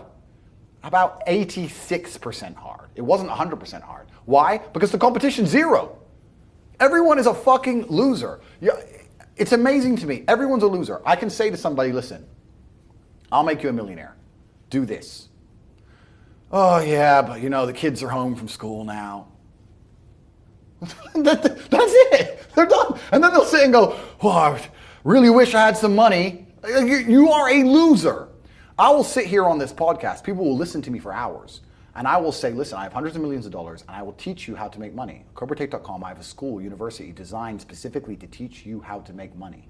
I clearly know how to make money. You clearly like what I say. You obviously believe I'm intelligent and integral and I won't lie to you. And still, a whole bunch of people will sit there and go, yeah, anyway, next video. And then they'll say, can't afford a Ferrari. And wonder why. Like they'll be confused in their minds how they didn't end up getting what they want. Because you're a fucking loser. That's why. And the majority of people are losers. And this goes back to why, when we were saying earlier, how I know the elites view us. Because I'm from a council estate in Luton, a single parent household. And I've only been rich 10 years or so. And I despise losers. So imagine you're a billionaire born into a family, a lineage which has controlled Earth for hundreds of years. Imagine how much they despise us. You think they give a fuck about putting a bullet in me? You think they're gonna have any sleep at night missed? You think they give a solitary fuck about you missing your fucking parents' funeral because of the common cold? They don't give a solitary shit. Why would they? Because I already know how I feel when I listen to losers complain. Because this is what happens at a certain level of competence and power. You just get to a point where you're like, I'm tired of hearing your fucking excuses. That's bullshit. And you become, to a degree, yeah, cold and psychopathic. It's true. That's what happens. And I get it all the time. I get thousands of emails a day. Everyone I grew up with, people I know, I get it all the time. They'll message me, hey man, just unlucky. You are not unlucky. You are a lazy fucking loser. You are not unlucky. You're breathing. You're lucky. The unlucky ones are gone. You're alive and you are a lazy loser. So a loser is anybody who does not have everything they want at the drop of a hat. That's who I call a loser. Because I have absolutely everything I could ever possibly desire. And if I wanted something that I couldn't have, I guarantee you we could speak again in a few months and I'd fucking have it. I guarantee you. Because if I want something and I can't have it, I can't sleep. When I was broke, I couldn't sleep. I don't know how there's broke people out here sleeping just fine at night. Going, oh, inflation's 20%, gas prices are 6 times, everything on the news is a lie, I never stand a chance of ever getting rich, where's my pillow? Like, what the fuck is wrong with you people? I go to bed at night as a teenager and think, I looked it up on the internet. It was a Honda Civic Type R. I wanted one. It was like 38,000 pounds. I had no money. I had less than 50 pounds in my bank account. Couldn't afford it. Then I looked up how much a Ferrari cost, 210,000 pounds. And I said to Tristan, my brother, I was like, there are people with 210,000 pounds for a car. And he's like, yes, so? I'm like, no, not so. How? If I worked my job for 6 years and saved every penny, if I walked to work and didn't eat, I couldn't buy this car. How are people doing this? I couldn't sleep at night when I was broke. I knew that everything was a lie. I knew the Matrix was lying to me. I knew I had to find a way out. I was sitting there going, I refuse to live my human years and be some second-class citizen peasant when there's people out here who get to do whatever the fuck they want. I couldn't tolerate it, and I was so uncomfortable that it gave me the motivation I needed to escape. But the people who go, oh yeah, nice Ferrari, yeah. Back to the TV. Dummies, losers. And the thing about the world is, we need losers. I'm not mad at losers. If that's the reality you've chosen to live, you get one spin in this version of life, and you decided you want to be a loser, that's fantastic, because my cars need cleaning, my hotel room needs cleaning, I have a party with all these beautiful women that's a bit of a mess. Please, go pick it up. Somebody needs to do that shit. I ain't gonna fucking do it. If I had to walk into a hotel room and clean up after some other man's party, I guarantee you I'd do whatever it fucking took to become rich so I didn't have to do that shit anymore. But you want to do that for 20 years? Thanks, friend. Someone's got to flip the fucking burgers. Someone has to make the fries. I want a Happy Meal now and again. But I don't feel sorry for you people because you fucking deserve it because it's a decision you made. You made that decision. If you're sitting at home and you say, I don't want to be a loser, you know what to do. I told you how to escape the matrix. CobraTate.com. You can join. I'll teach you. But if you're going to sit there and go, nah, maybe this guy with hundreds of millions of dollars is trying to scam me out of 25 pounds. All right, smart ass. Have fun at McDonald's. Get fucked. I have no sympathy for these people. Zero. Do you have a little bit of a system you can share on how to make money? I know we've got CobraTate.com. We'll keep shouting it out. But any tips for someone who's ready, but they don't yet know the how? Completely. So we teach it inside of the real world, of course. I keep mentioning it because it's so important. But there are 3 keys, I believe, to making money. The word of the day. First one's perspicacity. Most people go through life and they do not pay attention. I've said this before and I want to stick by it because it's so important. You need to pay attention to every single time you spend money because you cannot make money. You're not the Federal Reserve, you're not a government. Governments make money. All of us take money from somebody else or a business or a government. We take money from other things. So the easiest way to learn how to get good at taking money is to pay attention to every time someone takes money from you. So next time you buy a coffee, don't just buy the coffee and drink it and think nothing of it like every brokey. Don't do that. Say, okay, why am I buying this coffee? Okay, I want a coffee. All right. Why am I buying here? Well, this is on my way to work. Is there any competition around? Do I also want breakfast? Do they sell breakfast? No, they don't sell breakfast. They could probably make some more money if they're selling breakfast. Anyway, I walk in, there's a long line. Why is there 1 member of staff? I'm low on time. I'm about to leave and not buy the coffee. They're about to lose money because it's taking too long. Most of the people in this line are businessmen. Why is there not a cute girl behind the counter? I bet if they paid a cute girl a little bit more, they'd still make a bunch more money because people who come in here to talk to her. Think. And then what you'll do is, as you go through life, every time you spend money, is you'll realize the problem is not how to make money. The problem is how much time you have because there's endless business ideas. There's endless ideas. I walk into a coffee shop and by the time I've walked out, I already know exactly how to open up next door and outcompete them head to toe. I already have worked out how much is the rent, where are they fucking up, what are they not selling that they should be selling, what are they doing good, what are they doing bad, this chair's too hard, I'll wreck them. And I'll send it, and now my network is so powerful, which is the second point, network, I can send a few messages on WhatsApp and make a bank transfer. And 2 months later, there's a brand new coffee shop next door with my name on it, putting them out of business. So the first thing is you have to pay attention. Because if you pay attention, you'll start to learn that money is everywhere. Every building is owned. These are skyscrapers, bro. Billions. Every apartment nowadays is a million. Million. You drive down a street in London, you're driving past trillions of dollars. There's money everywhere.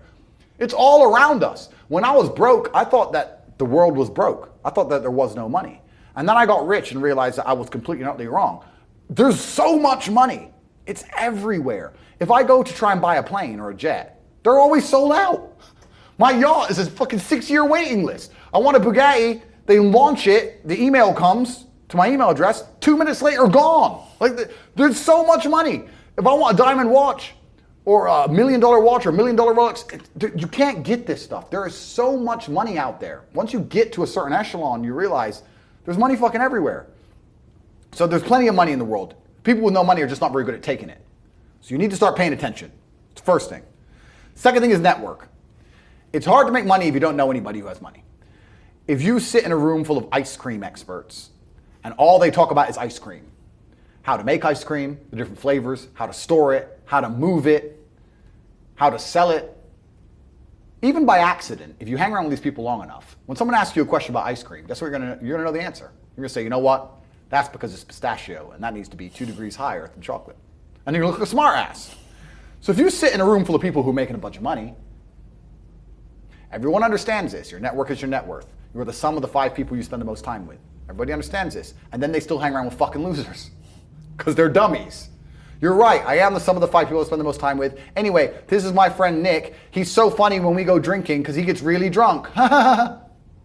Losers. I don't talk to anybody who is not winning.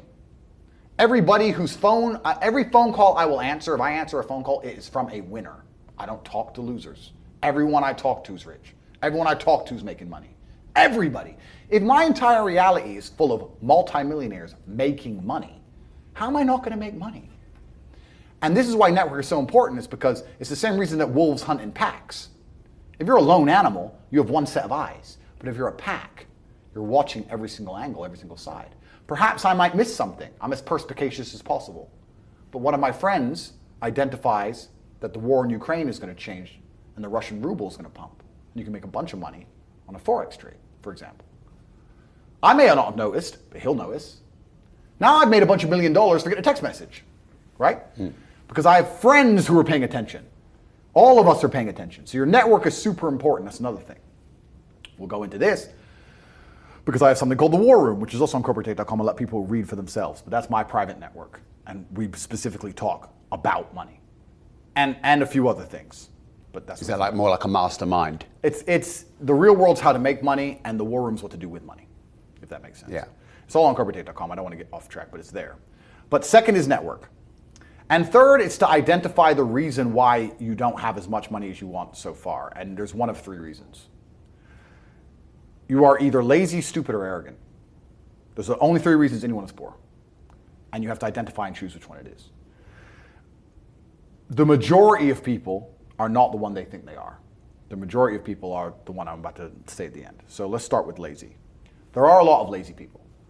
The unfortunate reality about money is that you are competing. So it's player versus player. It's like anything in the world. If you want that beautiful girl, so does everyone else. You have to win the competition. You want that car, you have to get it first. You want that money, everyone wants that money. You have to compete. It's competitive. Business is competitive. You are competing against people like me.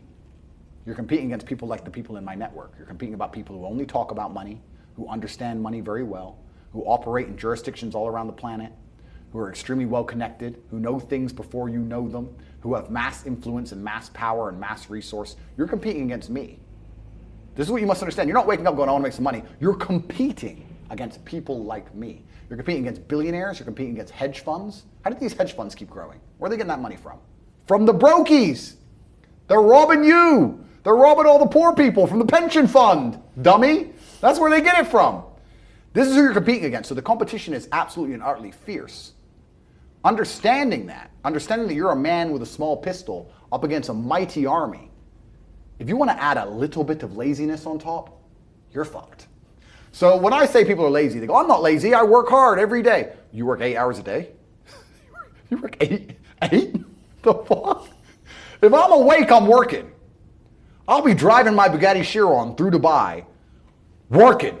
I'm texting at the same fucking time. I don't take a second off. I don't take a minute off. I don't relax. I don't rest. I don't stop. I don't chill. None. Ever. I'm either asleep or at work. That's it. Second I wake up, I check my phone, I begin working. I go to the gym in between sets, I am working. I'm online working the entire fucking day until the second I go to sleep, I am at work. That is all I do. And you are at home competing against me, and you want to watch a movie tonight and then say you're not lazy. You're fucking lazy, and you're gonna lose forever. That's laziness. Next is stupid. I don't think many people are actually too stupid to be rich. You can be below average IQ and still get very rich. A very small percentage of people are too dumb to be rich. The slave minds, they'll never be rich because the matrix tries to keep you poor, because when you're poor, you can't think, like we talked about earlier. So everything the media tells you is designed to make you poor.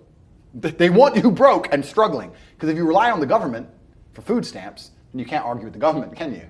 So that's what they want. So anyone who believes in the matrix and believes in media and believes in the lies they're told, anyone who sits there and goes, that's true, it's literally designed to make you broke. That's why it's all a scam. Do your GCSEs, do your A-levels, get in debt, go to uni, get out, get a shit job, get a mortgage. Don't worry, when you've paid that mortgage off when you're 61, then you'll have enough money to go to Spain for holiday. Then your pension comes. Oh, government doesn't have the pension money anymore. Funny enough, hedge fund stole it. Pay half your money in your life in tax. Oops-de-doops. And then you wake up one day and go, whoa, I just got fucked. So the whole scam, the whole story is a lie because they want you broke. They don't want you rich. If you're rich, you won't listen to them. So all of it's a fucking lie. And intrinsically, we all know this, right? When I pull up in one of my 30 cars to a gas station and people look at me and they see a Lambo or a Ferrari or a Bugatti or a Koenigsegg, whatever I'm driving, nobody goes, wow, he went to school. No, they think drug dealer, gangster. They're thinking he broke the rules, because anyone who follows the rules doesn't get shit. It's all a scam. It's all a fucking lie. So the slave minds are fucked, but those are the only ones who are too stupid to make money. Anybody who understands that the Matrix is lying to them is smart enough. So very small percent are too stupid. Inside of our school, at the height of it, before the Matrix attack, we're relaunching now, we had 175,000 students. Wow. When we had 175,000 students, maybe 2,000 we kicked out for being too stupid. It's step by step. Do this, do that, do this, and don't be lazy. The fuck? It's not that hard, right? So stupid's not the problem. So we have people who are lazy, very few are stupid, but the majority, the main reason most people are broke is because they are arrogant. I will sit here and say all the things I've said. I will do this, take time out of my life for free. Somebody at home will watch and digest it for free. They will agree with the things that are being said, or at least be entertained enough to continue to watch. And then I'll say, I'll teach you how to make money online. CobraTake.com, you can join the real world. And they'll sit there and go, nah, I'll do it myself. They're arrogant. They have these egos from fuck knows where because they didn't earn it. And they're just too arrogant to listen to anybody. I became world champion by listening to my coach. I didn't become world champion by walking in and saying, I'll do it myself. That's not how you get anywhere in life. You have to listen. If Mike Tyson were to walk in, or if Elon Musk were to walk in here and talk to me about money, I wouldn't be sitting there going, I could do that. I'd be like, oh, Mr. Elon, richest man in the world. Hello, very nice to meet you. Please, even though I already understand I don't want to launch a car brand or put rockets in space, please, you must know some things I don't know. How do you deal with the currency fluctuations? Does inflation impact how much it costs for you to send a rocket into space? Like, I'd ask him something that's useful, right? But some people are so brutally arrogant that they'll sit here and they'll listen to all the things I said, and they'll agree that I'm intelligent, and they'll agree I'm massively successful, but they'll sit there and go, yeah, but you know what? I'll do it myself. I don't want to join that school because, I'll do it myself. They're arrogant. Everybody's fucking arrogant. I sit with people who I used to go to school with from Luton who are still broke and tell them how to make money. And you know what they do? They answer back. Yeah, but it's not that simple because, the wife gets the kid, and you know what, and I don't like to do things that way. The way I like to work, the way you like to work is why you're fucking broke. So what the fuck are you talking about? You just sat here and wasted 10 minutes of my time. I told you how to take your business of painting and decorating or whatever the fuck you're doing and make a serious amount of money, and now you're telling me the way you like to work? Then stay fucking broke. The fuck you want me to do? What level of arrogance? But this is people. They'll sit with a multi-millionaire and tell you their view. Oh, I think that know when you're out qualified and accept it and learn. So we all do. I'm not going to I can't play piano for shit. If the piano teacher walked in here and said, this is what you do, and I said, well, I like to move my hands this way. What kind of dumbass? But this is the arrogance people operate under. So I'd say 20% of people are lazy, 20 to 25%. A large portion of the world are not lazy. They're actually working exceptionally hard, but they're doing the wrong thing. 5% of people are too stupid. So say 25%, 5% is 30%. But 70% of people are brutally arrogant, and this is why they are poor. That's the truth. And how did you make your first million? Good question. I've talked about this already. It was an unorthodox strategy. I've talked about it at length, so I won't give the whole story because it's too long. But I identified a gap. I identified a market. I approached the scenario and the situation extremely professionally. And I worked exceptionally hard. And I made my first $1 million. So my first millions came from owning a webcam studio. So I saw a little advertisement in the corner of a web page saying, talk to live girls now. I've never been a porn guy. I'm not interested in that shit. But I was like, that's interesting. I know some girls who need some money. Boom, boom, boom. I put together this apparatus, extremely professional. No fucking sexual misconduct. No Dan Bilzerian. No threesomes. Nothing. Very professional. 50-somes if it's down. Very professional outfit. And I used all my business knowledge and all my life knowledge, and I applied it. I worked 22-hour days, I would say. I got to the point where I was so tired. But I'd say, you know what, give me 20 minutes. And if I could hear the alarm go off, I'd get up. Sometimes I just slept clean through it, and I slept an hour or two. For months and months and months, and I built an empire. I built an insanely large empire at one point. I'm completely out of that business now, but how did I do it? As in, did you sell it? I didn't sell it. I just closed it all down. I moved on. I started making a bunch of money and I found other opportunities. But how did I get that opportunity? Perspicacy. First thing I said, pay attention. I paid attention. I looked at the girl. I'll give you the coffee shop example. This is what I did. I clicked on that advert. I saw the girl sitting there, miserable, waiting for a customer. I thought nobody's going to buy from an unhappy bitch. These men the men who are paying her are trying to escape an unhappy life or they wouldn't be doing this shit. So when I got my girls online, smile. Happy girls get paid. That was the token. That was the slogan. Happy girls get rich. Joking, ha ha ha. Who's you gonna pay? You're gonna pay the girls like, yeah, having a blast. So I paid attention to the competition. I saw an opportunity, just like the coffee shop. So all the things they did wrong. The room was messy, camera quality was shit. There's the basic stuff. The way the girl acted and interacted, all that stuff. And I applied it all by paying attention countless hours watching everybody else, finding the way to do it better, just like with the coffee shop, and I did it better. So I was absolutely and utterly perspicacious, and that's how you make money. And I did it with that, but I could have done it with anything. And now I do it with everything. The story of me sending a text message via my network and having a coffee shop is a true story. I don't think I've been in there maybe twice. I don't even go. And I have mechanisms in place to make sure I'm not robbed too badly because unfortunately a little bit of cash goes missing. But everything's in place and it makes me money. I don't think I've even drunk my own coffee. I identified, I put together a list. It needs to be like this, like this, like this, like this, like this. I have competent people who work for me, which is very hard to find, but I do. They understand to follow the doctrine to the doctrine. And I'm getting money into a bank account. That's it. And you can do that with literally anything if you have a strong network and you pay attention. You can do it with anything. Even podcasts. We're doing a podcast right now. You guys are already big and successful at this. I'm telling you, you can look at the biggest podcasts in the world and still see what they're doing right, what they're doing wrong. That's the game. That's the game. And then you have to outcompete everybody else. That's how. And what's your net worth now? You know what's? It's kind of funny because Is that sigh? That's the shittest question so far on this show. No. It's. I don't actually really know because they say if you don't know what you've got, they say if you know what you got, you ain't got much, and it's so fucking true. I don't know how much that coffee shop is worth. I know what it makes me roughly a month. I don't know what I could sell it for. I can guess now, like if I were to put a 6 times multiplier on it, you know, I could guess. But then what am I doing for every property? How much are all my properties worth? Fuck knows. Different than when I bought them. So the price has gone up, down. I don't even check. Don't know. So how much are the property worth? I can guess. How much the business is worth? I could guess. How much is my brand worth? If I put my name to something, it sells. I've been offered $50, $60, $70 million to sell junk to children, which I wouldn't do because I have too much morals. How much is my brand worth? I'm the most Googled man on the fucking planet. God knows. Like, I couldn't guess.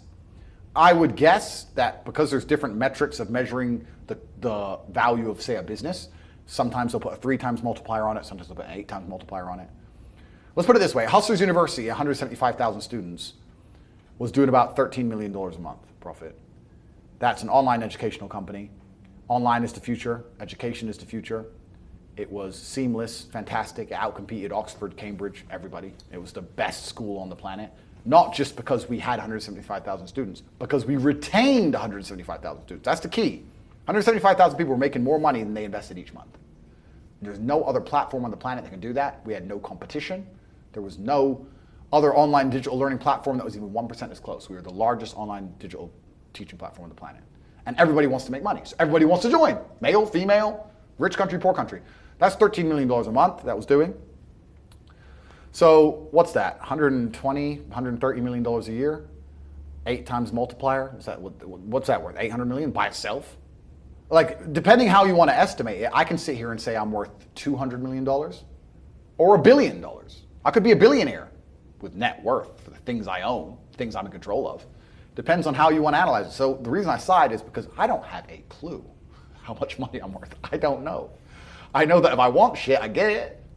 I know that the world is effectively free now. I'm at a point of money where I never, ever contemplate the price of anything ever. The whole world, the only way I can explain being ridiculously rich is that everything is completely free. So if you want something, even 1%, even if you want something a little bit, the cost is 0% consideration. So I have 30 cars. I tried to stop at 10, but the car owners know I'm going to buy them, right? So They decide to launch a new Lambo and they text me and go, hey, new Lambo. I don't even ask to see a picture. I'm just like, okay. Because I'm not going to notice the money going missing. So why not at least, I might only glance at it for 3 seconds. I may never even drive it. I might just go, oh, yeah, it's all right. That's worth the money to me because the money is worth nothing.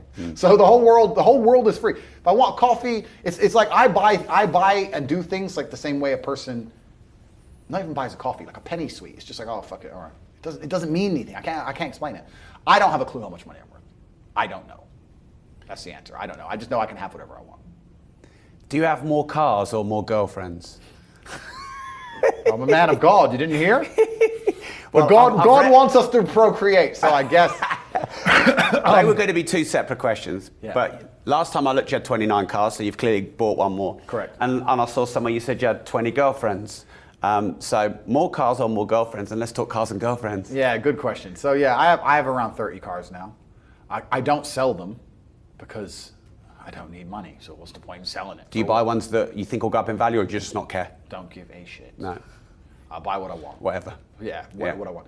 I actually buy them because I'm curious. So, like the new Maserati came out, the MC20. I don't think it'll be that good a car. The reviews are actually pretty mediocre. I've never driven one, so I bought one. So I drove it, 10 minutes. So yeah, it's shit. Put it on the drive. That was it. And you'll just keep it. Yeah. What am I gonna do? So what am I gonna sell it for? Money?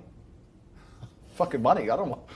It's the last thing I want. I don't give a shit. So I don't need money. So I'd never sell it. The headache of dealing with someone buying it off me is not worth the 350 grand. Like someone going, hey, can I come check out the car? Oh, fuck off, I'm out. Oh, fuck, get fucked. Like, I can't be bothered. Even telling my assistant to deal with it is too much hassle for 350 G's. I don't give a shit. So just stay there forever till it rusts to fucking bits. So, yeah, that's the main reason I have so many cars. And also the reason I have so many cars is because there's really nothing left to buy. When I was poor, I thought, when I get rich, I'm gonna buy all this stuff. But then you buy some nice clothes. You buy a couple diamond watches, or 20, whatever. You buy a house. What's it about? Plates, cups, okay, nice computer, nice big TV. My TV's worth $500,000. I have a $500,000 fucking television. You buy some cars, there's nothing to buy. All you really need is a laptop. When you got a laptop, you can do anything you need. You got a laptop and a phone and a t-shirt to wear, and that's your life and your empire sorted. So everything else is just dumb shit, right? So there's nothing else to buy. So I buy cars because there's nothing else to buy. As for girlfriends, I'm a man of God. I'm a good man, and I'm an honest man.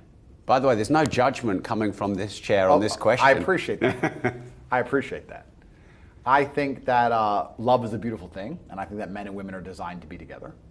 And I think that the world is a more interesting place when you see. In fact, I'll change that answer. I think that the happiest man on earth you can find has a good relationship, and the happiest woman on earth you can find has a good relationship. I think we're social animals, and I think that a good relationship is such an integral part to our spiritual well-being. And I am very fortunate that I have many concurrent, very good relationships with women who are extremely understanding and kind and loving and nice to me.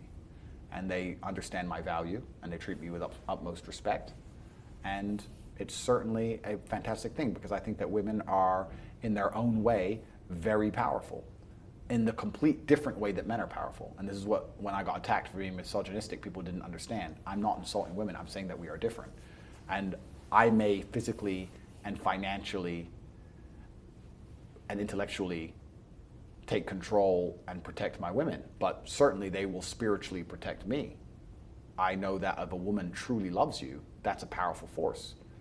I've had days where I woke up to 3 different girls texting me, be careful, I had a bad dream last night, and something bad happened that day. That's happened to me. I know that if I get very sick or I'm in hospital, I'll want my woman there more than I'll want my Your boys. woman or your 20 women. Well, you'll want a female more than you'll want your boys. Yeah. They have a healing energy. And there's times where they're absolutely not extremely powerful forces. So yes, if you're a man who wants to have a complete life, you want to be successful and competent in all realms, you need to also make sure that your relationship ticks that box, or however many you feel you need to be satisfied. So how many girlfriends you got? You don't let me get away with the politician answers, do you? No.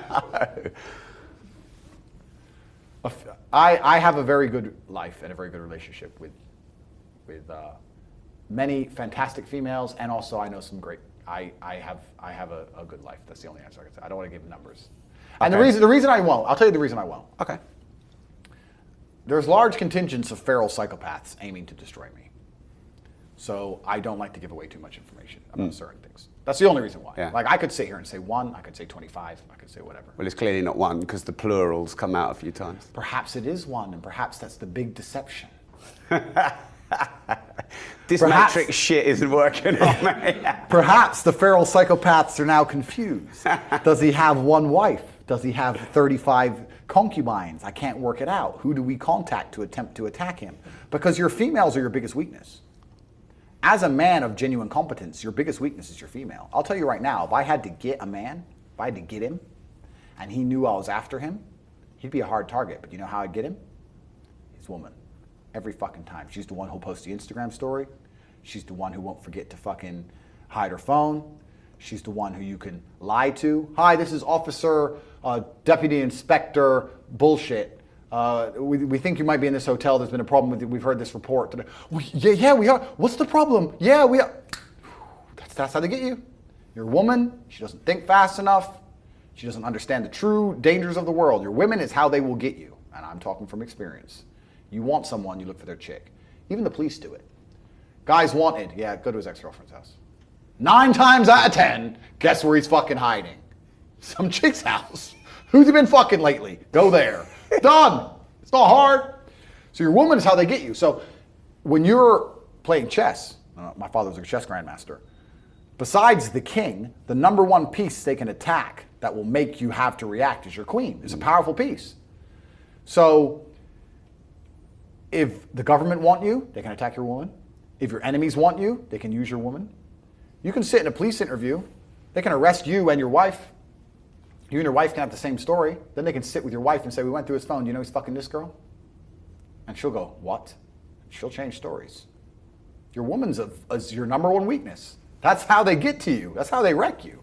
So for me to sit here and say I had this many girls, that's just telling all my enemies how to try and attack me. If any girlfriend who's serious of mine does not have social media, she does not exist out in the world for anyone to find or see for a reason. Because I am a target for very powerful people, some at the absolute highest echelons of society and some at the bottom. There are groups of men with AK-47s sitting around dingy lit rooms thinking about killing me. And I don't want someone to go, you know what? This bitch always shows what restaurant she's in because she's a dummy. So let's go kidnap her ass and put her screaming down the phone at Tate and demand some money. That's how it goes. Women are a weakness. They're absolutely not really a weakness. And I am obliged to protect them. So for that reason, I don't like to answer the question. And I respect that. Thank you. I did say you say 20 saw you say 20 on another video. Yeah, but you know, it is crazy because what's actually most crazy about women is even the women who know me intimately and know the dangers of my life, still sometimes oh, it's just an Instagram story. Like, how can you pretend it's not a big deal? Oh, but I'm with you. Exactly. You feel like super safe and everything's fine because you're with me. But I know that if there's 20 of them with machetes, I will lose. I'm glad you see me as Superman. I appreciate it. But I'm the one with the burden of responsibility here. And it's just incredible how the world that men live in, or the world that I live in, is so violent and so dangerous and so calculated. Whereas women, because we try very hard to protect them, as we should. I said earlier, I like women who have been trauma-free. I like sweet, innocent, pure women. They just see sunshine and rainbows. They think we're just in a beautiful restaurant. They think we've just gone to central London to do some shopping. Ooh, life's fine. They don't have any contemplation of the realities. And if you try and explain it to them, they kind of sit there and go, I get it, but, you know, it was her birthday. And then, no, it doesn't matter if it's her birthday. They'll kill me on her birthday. They don't give a fuck. I don't give a fuck about her birthday, and I know the bitch. Do you think they give a fuck? Like, they don't operate in that realm. In fact, there was a rapper who got killed 3 weeks ago in LA because the girl put the fucking Instagram story for her likes. She wants some likes on her Instagram. Who, with the rapper, the name of the restaurant. He's blasted, so he's dead. He's in the ground. And who's she fucking now? Someone else. Sad. It's a sad reality. It's a sad reality. So women are your number 1 weakness. As a man, if you're going to engage with females, which you need to for your spiritual well-being, you also have to understand that there are people out there who will use them against you. Like I said, if I had a genuine enemy who I genuinely wanted to hurt, if he didn't know it, he wouldn't stand a chance. But if he knew it, he could do a lot to stop me. But I guarantee if you follow the women he's fucking from long enough, you'll get him. Every fucking time. Wait for her to leave the house at 2 a.m. on a Tuesday. Where's she going? Booty call. Cool. Done. Every time. So something that really strikes me here is you're very articulate and you know your power and influence. And you've been accused of being a misogynist. And my 8-year-old daughter, she's on TikTok and she'll watch you, so will my son. Yeah. And you've said the word bitch 4 times. Correct.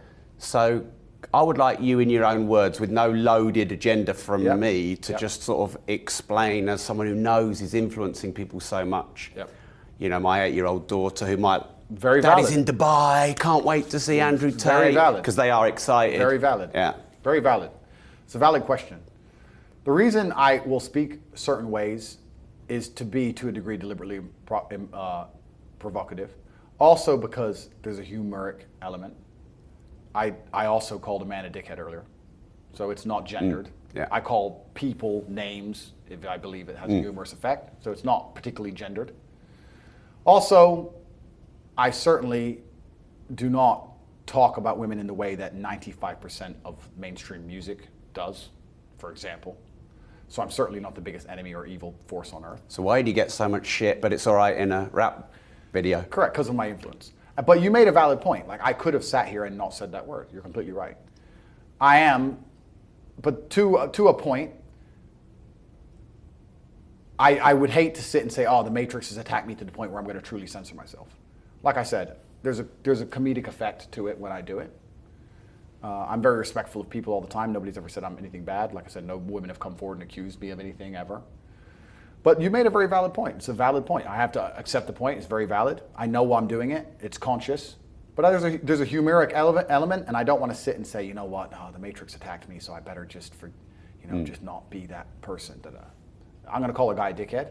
Yeah. In my story. Also and true. I might say, this bitch who might get me killed, because that's how I feel. If a girl's going to do an Instagram story that threatens my life, I'm not going to call her an angel. That's the story. Is what it is. When we were talking before we went live, you said you knew it was coming. Yeah. And by the way, I said we were going to do 6 rounds with Andrew, and we've sort of done most of rounds 1 and 2. Yeah, bro, I can talk, I know. Yeah, and I'm really enjoying this, so thank you. No problem. So when and how did you know that they who control the world were coming for you and that your influence had grown too powerful? I knew because of the orchestration of the attacks. The attacks were exceptionally well orchestrated, and there's no such thing as coincidence in my world. Like I said, my mental model allows me to predict the future, and if I believed in coincidence, then I would have been surprised when I was canceled. But I don't believe in coincidence because I've learned that is never true. So every single day I get a report from my staff that analyzes all social medias and news outlets because it's our job. As in your social media or the social media? The world. Yeah. Where I am, what's being said about me, how many comments are positive, how many comments are negative, percentages, etc. I get a report daily. Yeah. I got that report. Looked pretty good. Looked pretty easy. Went to sleep. Woke up the next day. 150 different news publications. Wow. With the same version of a story that I'm misogynistic, with basically the same words slightly rewritten, in absolute sync. Is that a coincidence? It can't. Well, you don't believe in them, so. It can't possibly be. How can 150 from New Zealand and Australia to Norway to America all decide the same day to write the same version of the same story? Then, 3 days later, 35 prominent LGBT influencers did an Instagram post with the same picture and the same wording saying that I'm dangerous to the world. In perfect sync, within the same 6 minutes. Post. Algorithms hyping it up, getting it millions and millions of likes and views and comments. This was an orchestrated attack. So once I understood the attack was orchestrated by someone powerful enough to affect the world's news, I understood the chance of me not being deleted is now 0. It's a matter of time. So I wrote a comment, I wrote a post saying that there's a lot of attention on me right now. As God's soldier, I'm going to turn negativity into positivity. Every like this post gets, I'm going to donate money to charity. That was my post. I put that up. News articles all around the world completely ignored it, even though I'd pledged $3 million to charity in front of everybody. Completely ignored all of it. No, only negative news about Andrew right now. And there was orchestrated attacks, one after another. Boom, boom, boom, boom. To the day I was first removed from Facebook and Instagram was the initial ban. And from there, it was dominoes effect. Do you know people now get their post shut down if they share a photo of you with them? Yep. Well, of course you do, but yeah. If you take a selfie with me and put it on Instagram, they'll delete it. They're trying to. And they'll warn you. They'll try to. I've seen the warnings. Yeah, they will. Yeah. They'll try to unperson me. They want me to disappear from public consciousness. And this is my exact point. I am the first person they've attempted to do this to, where they have genuinely failed. I'm more famous now than I was before the ban. They have failed. What happens is if you shoot somebody with your weapon and he doesn't die, you find a new weapon. This all goes back to what I was saying earlier. I know what they're thinking. See, this is, I wanted to talk about this because I don't know that cancel culture exists because, well, it doesn't for you and it doesn't for Joe Rogan. Because try and cancel someone and actually they just get more fucking famous. Well, Rogan wasn't canceled because he stayed on Spotify. He was never truly deleted. No. But cancel culture certainly does exist. It happens every single day to people who are just not as big as me. Every single day, people are being annihilated in real time. If you want to see cancel culture, I recommend you look at the last 3 years of this pandemic and ask about anybody who stood up and said, this is bollocks. Ask them about their social media accounts, because they ain't fucking got any. Small people get wiped out daily by the thousands. But can't they just keep talking and to be who? More famous? To who? Well, how? Your accounts have been shut down. You're bigger than ever. Completely, because I am an exceptionally difficult target. That's why I'm going to end up dead. Most people, when they lose their social medias and their banks, they're done. They can't talk. I can sit and I have a network of thousands of people around the world. Like I said earlier, I have a very competent network inside the war room. I'm massively influential. I can sit and talk on other people's podcasts. I can fly around the world to end up at the right place at the right time. I have all of the youth's energy behind me. If you're a normal person saying, they're making me take an injection I don't want to take, this is bullshit, and they delete your Facebook, who the fuck are you going to talk to? You're going to go stand on the corner and yell at passerbys? People have tried that too. That doesn't work. Once they silence you, you're done. Thousands of people are being silenced every day because what did I say earlier about the Matrix? They want to tell one side of the story and they have to delete the opposite side to create a false version of reality. That's how the Matrix works. So cancel culture is super real. Yeah. You just don't hear about the people who are canceled. It's survivorship biased. This is the reason why you don't believe in cancel culture. I'm not saying I didn't. I just wanted to Cool. throw it at you. It's survivorship bias. Yeah. So I'll give you an example. In World War II, the planes that were coming back with bullet holes from the AA, the RAF said we need to put more armor where the planes are getting hit most often. Where the most bullet holes are, we need more armor. Makes sense, right?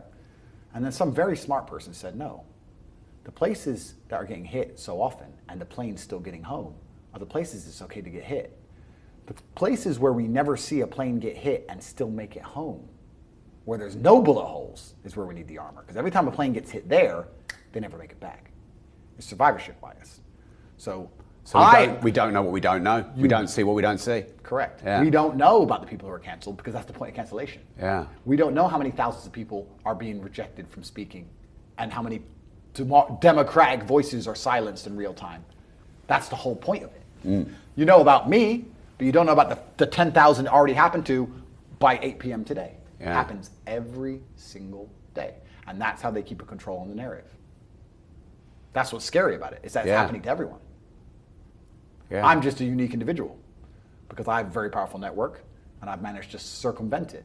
But most people don't have my resources and capability. And like I said, that's put me in a very precarious position. Do you think this raises the question that it's very important to be as decentralized as possible? Yeah, but why would the people in charge of the world allow that? If you're in charge of the world, your only concern, you don't care about food, you're not worried about a house. Like, what's your only concern? Staying in charge. You're in charge of the world. You have one concern in your life, staying in charge. Are you going to decentralize information and power? Are you going to allow that to happen? Doesn't mean you can't create it for yourself as best you can. Well, I'm sure there's people out there who could try very hard, and some people are doing it. I've moved to Rumble off of YouTube. I've moved to rumble.com, which is a YouTube alternative, and he's an absolute hero, and he's fighting for free speech, and he doesn't censor me in any way. He's a complete hero. Absolutely, and people are fighting and standing up. But I'm saying that you are fighting against a very powerful competition, exceptionally powerful competition. And it's dangerous to do, and it's very difficult to do. It's hard. But yeah, I love the idea of a decentralized, fair world. I'd love the idea of utopian scenarios. I'd love to live in a utopia. Who wouldn't? I just don't think it's human nature. I think as long as humans exist, it's not going to be that way. And I actually think we're at the tipping point where it's going to get really out of control. Because once AI takes control, which is coming, then we're really fucked. Because the current limit on the tyranny they can enact on the populace is how far the police force can be brainwashed, right?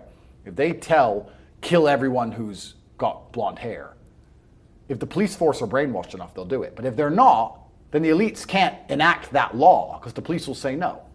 But once the policing is either robotic or AI, then you're fucked because there's no longer any human element. And that's where it's coming. And you don't have to think about RoboCop. You have to think about AI as a whole. You have to think about your life being controlled to the point where your bank and your money and your social media and your passport number and everything is linked together to the point where the second you say something wrong on Facebook, there's a repercussion. So whether your passport can be used, whether your bank is open. So you mean central digital currencies are all linked to this? CBDCs, exactly. Fucking scare me, they Yeah, they do. Yeah, that's right. Scare me. CBDCs is perfect. Once they have absolute control of the money and they can decide how and when and where you can spend it. And track it. Then you're fucked. Yeah. You're fucked. So look what just happened to me. I said things they didn't like, and I suffered from travel bans. My money was taken. But right now we're doing it the slow, old-fashioned way, right?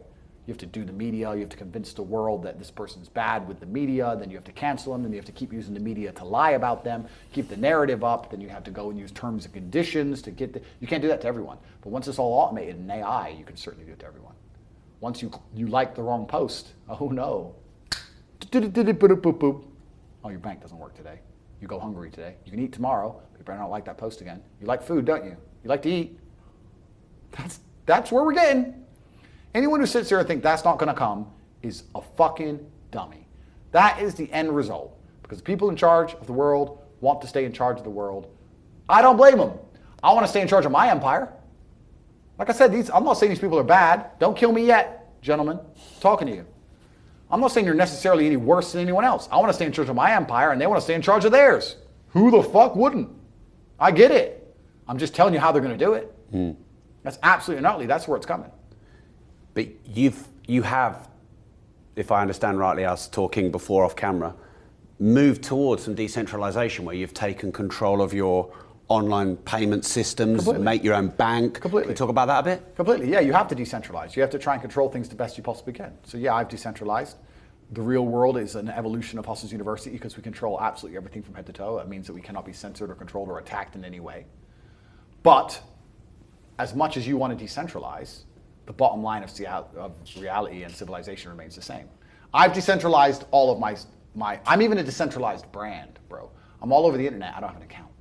Thousands of accounts. That's powerful. That's right. Yeah. I've decentralized as much as a person can possibly decentralize, but I still bleed. And that's the bottom line of reality. So I understand that no matter how much I decentralize, the bottom line's the same. But right? You're not going to give up the fight just because you can't have a guaranteed win, are you? I can't give up the fight because my name's Tate. So it's impossible. Was it a plan to get so many people on social media posting on your behalf? If I told the secret of how I hacked every single algorithm on the planet, it'd be worth trillions of dollars. But what I will say is that I sat with the War Room, which is my network, which there's more information on corporatate.com. I sat with extremely competent and capable people. We were very perspicacious. We analyzed the algorithms. I tell everyone exactly how I do it. I say this to people, you know what? And this goes back to my original point about how arrogant people are. I'm going to sit here and tell people how I became the most Googled man on the planet, and nobody's going to even fucking try or even pay attention because they're fucking arrogant. I pay attention to the algorithms. I analyze the algorithms. I analyze what worked and what didn't. I sat with my network. We've tried to find out a way we could hack it or exploit it. We made a 6-month plan, and within 6 months, I became the most Googled man on the planet. That's what I did. That's it. I paid attention, went to my network, worked hard. Ta-da! The end. That's all I did. And I'll say this, and people go, yeah, anyway, back to TV, dummies. That's how I did it. Yeah. There's nothing else.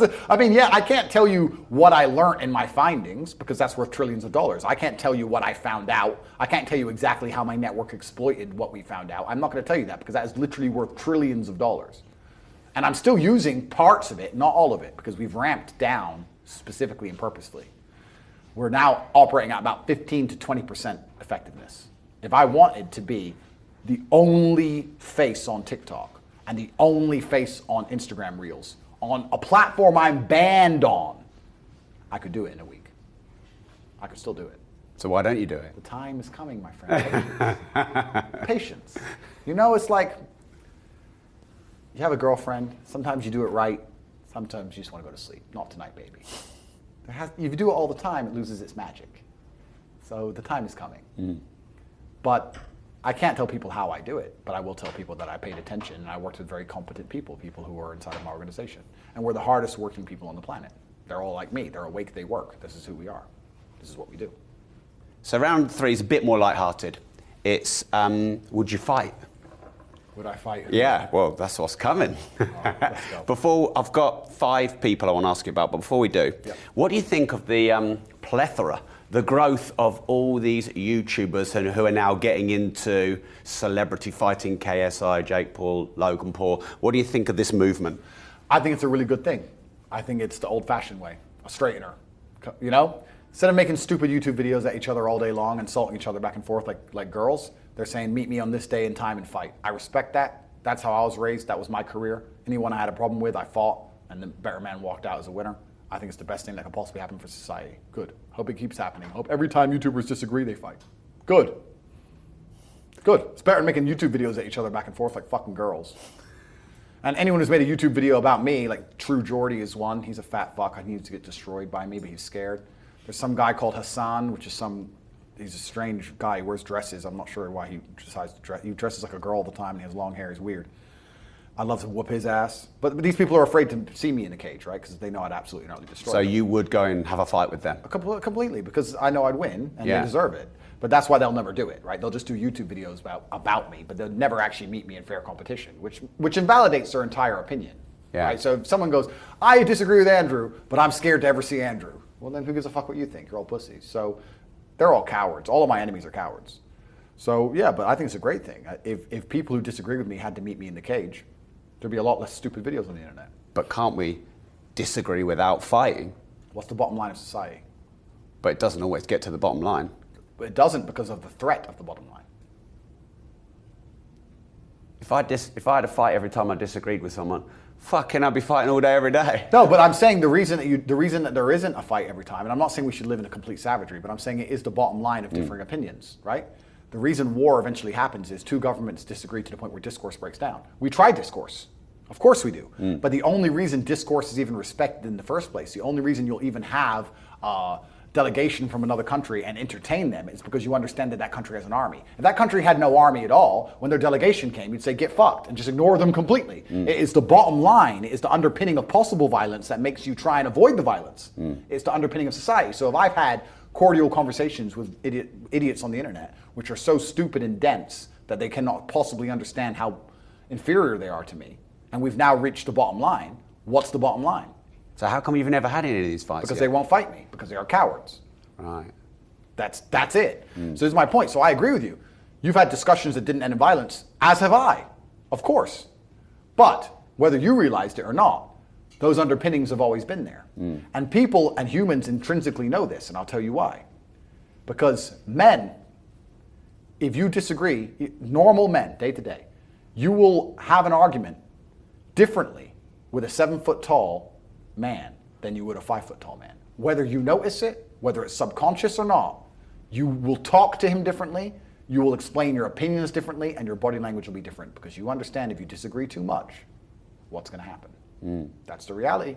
I've seen it myself. I know how people argue with me because they know I'm so capable. No one shouts in my face. Funny that. I wonder why. That's how the world works. So these YouTubers, do you think they've really disrupted how fights are promoted and boxing and UFC? Do you think they've been good or bad? Because boxing and UFC has sort of not really embraced them fully. Good question. I don't think they can affect the UFC. I think the UFC is the premier fighting organization on the planet. I think Dana White is a genius. I think that they are completely and utterly insulated from any of this garbage, especially the fact that the YouTubers are boxing and not necessarily fighting in the cage. I think that it's been very good for boxing because I think boxing was dead. Boxing was a corpse, but it was like an alive corpse. It was like Broadway. No one really cares, but it's kind of there. But you kind of want it to stay, but no one really cares. Yeah. It was kind of how it was. There's a few big superstar names, but in general, nobody gives a shit about boxing anymore. Everyone cares about MMA. All the children are going to MMA. Everyone's moving over. UFC now owns the fight world. And boxing needs interest, and I think that the YouTubers are bringing interest to the sport. So I think it's a fantastic thing. So would you fight Jake Paul? Good question. That was in conversations at some point. I think Jake Paul is a man who is very dedicated to his craft. He is not just a YouTuber. Jake Paul is a boxer. He spends his life training. He has a lot of money, a lot of time, a lot of resource. The idea that he's just a YouTuber is foolish. KSI is just a YouTuber.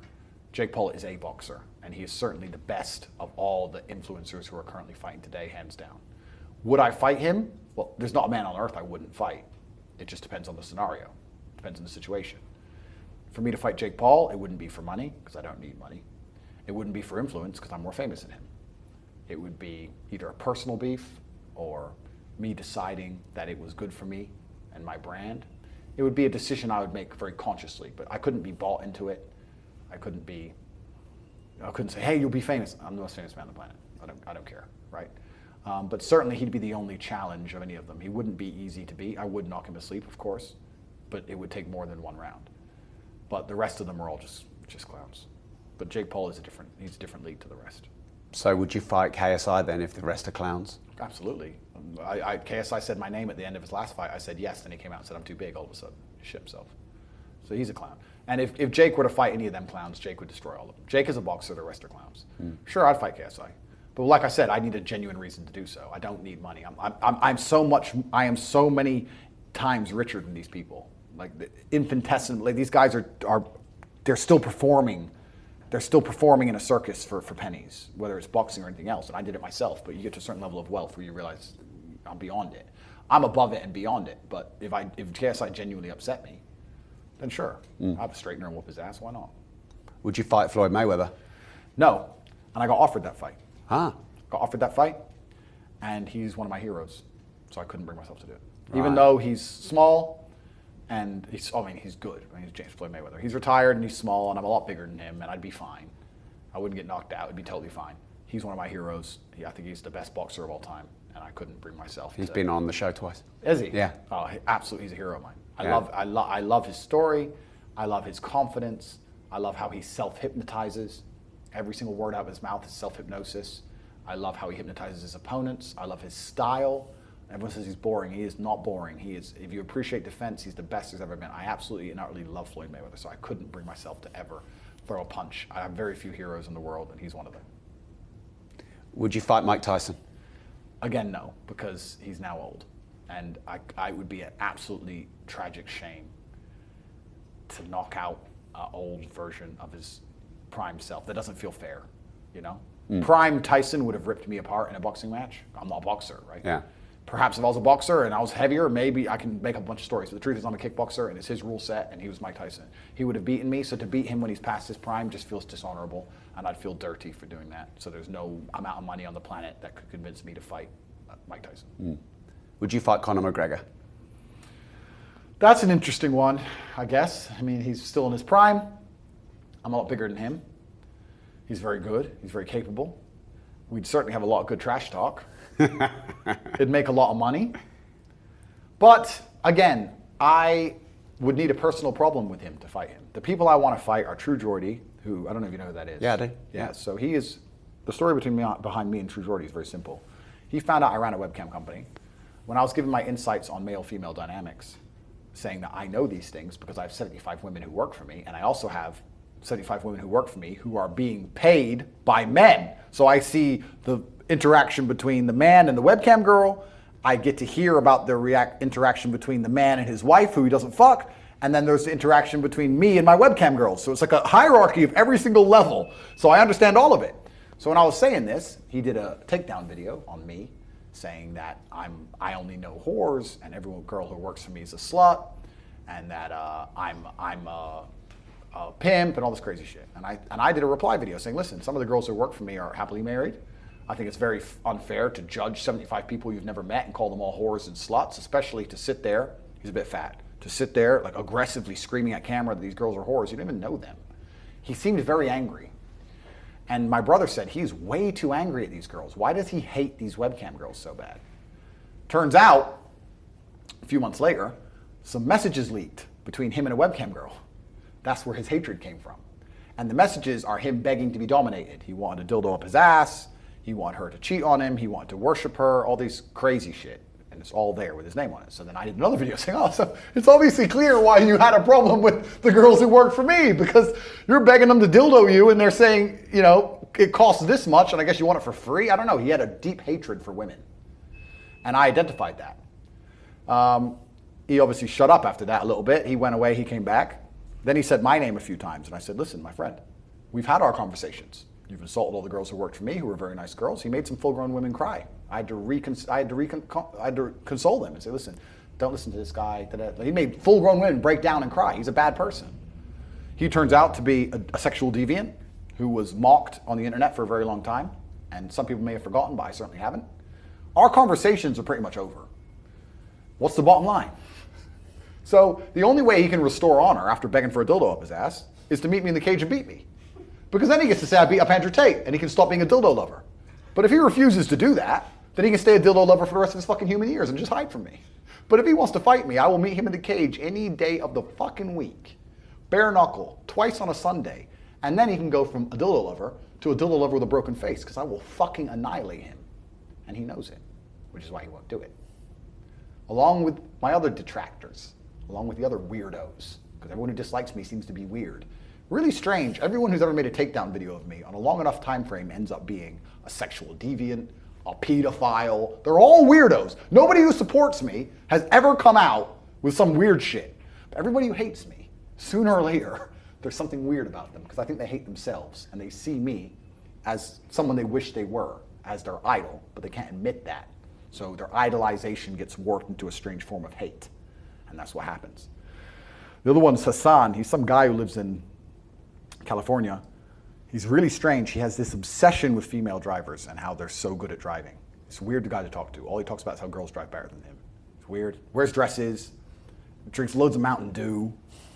Really weird guy. Like the girls he was dating, they were telling me he drinks Mountain Dew all the time. He's very unhealthy. Strange dude. And me and him have had our conversations, and he's scared to debate with me. We debated once and he lost, and he's scared to debate with me. So our conversation is basically over. I said, look, I'll beat the shit out of you. But he's scared. So I win by default. It's kind of cool to win by default. It's kind of like you turn up to the match and or flip a coin and halfway up in the air, they're like, you already win. But these people are cowards. So I win by default because no one respects a coward. So all their points of view are invalid because they're cowards. So yeah, bottom line of society, my friend. So the only people I would fight are people who deserve to be annihilated, because I'm an extremely capable person. I'm a feared opponent in all realms of human endeavor. And being in a cage with me, locked inside when I have a personal vendetta against you, is probably one of the worst human experiences a man can go through. I will hurt these people. And they know it. So yes, those are the two I would fight. Anyone else would have to come up with a good reason. I have nothing against Connor. Kind of like the guy. So it'd have to be a good reason. Let's put it that way. Well, that was a fun round. We've never done a round like that before, have we? Oh no, we did it with Jake Paul. Yeah, we did a Would You Fight round with Jake Paul, didn't we? That was fun. Right. Let's move into round 6, but I'm going to move it up to round 4. Cool. Just throw shit up. Quick fire round. Cool. So, 15 seconds an answer? Perfect. Is happiness the purpose of life? No, absolutely and utterly not. The purpose of life is to be competent and successful. If you try and base your life and your mentality purely around how happy you are, you'll end up hedonistic and destroyed. Are entrepreneurs narcissists? I think you need to be narcissistic to a degree to believe in yourself. I've never seen somebody who gets to the top of the world or the universe in any field who did not have absolute and utter belief in themselves. What's the most expensive item you've ever bought? Besides property, I've bought a lot of very, very expensive property, planes, boats, but besides those things, it will probably be my Bugatti Chiron for $5.2 million, and I also have a very expensive watch, which is close. What do you know that most people don't? I know the secrets to the universe and how to escape the matrix, and I'm trying to make sure that most people know those things. That's why I teach at CobraTate.com, because the more people that escape, the more soldiers I have on my side against the enemy. You're good at this round. What big thing have you been wrong about in the last 12 months? That's a very good question, and I'm very self-critical and self-analytical. I actually want to give a longer answer for this one. Do it. Good. I'm never wrong, ever, because all the times I was wrong, I have punished myself severely. Most humans don't do that. So I can't think of anything I've been wrong about in the last 12 months. It's been years and years and years since I got a call wrong. Like I said, my mental model is designed at predicting the future flawlessly.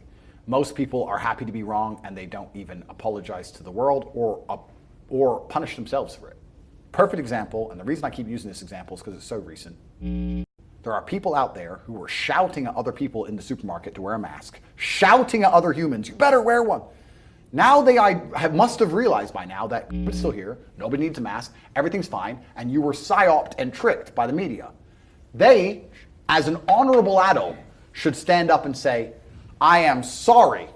They should do a public post on all their social media. I am sorry I believed the lies. I am sorry I helped purport the enslavement of mankind. I'm sorry I shouted at fellow members of the human race. I am sorry I was a tool of the Matrix in its enslavement of man. I am sorry. They don't. You know what's funny? It doesn't even cross their minds. Not only they're not sorry, they don't even think about it. I was so wrong to the point that I'm running my mouth screaming at people. And now I realized I'm wrong, but oops, oh well, Slava Ukraine. Dummies. The reason I'm never wrong is because I punish myself for being wrong.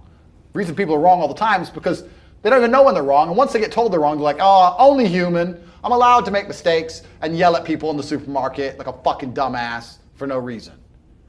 That's the majority of the human race.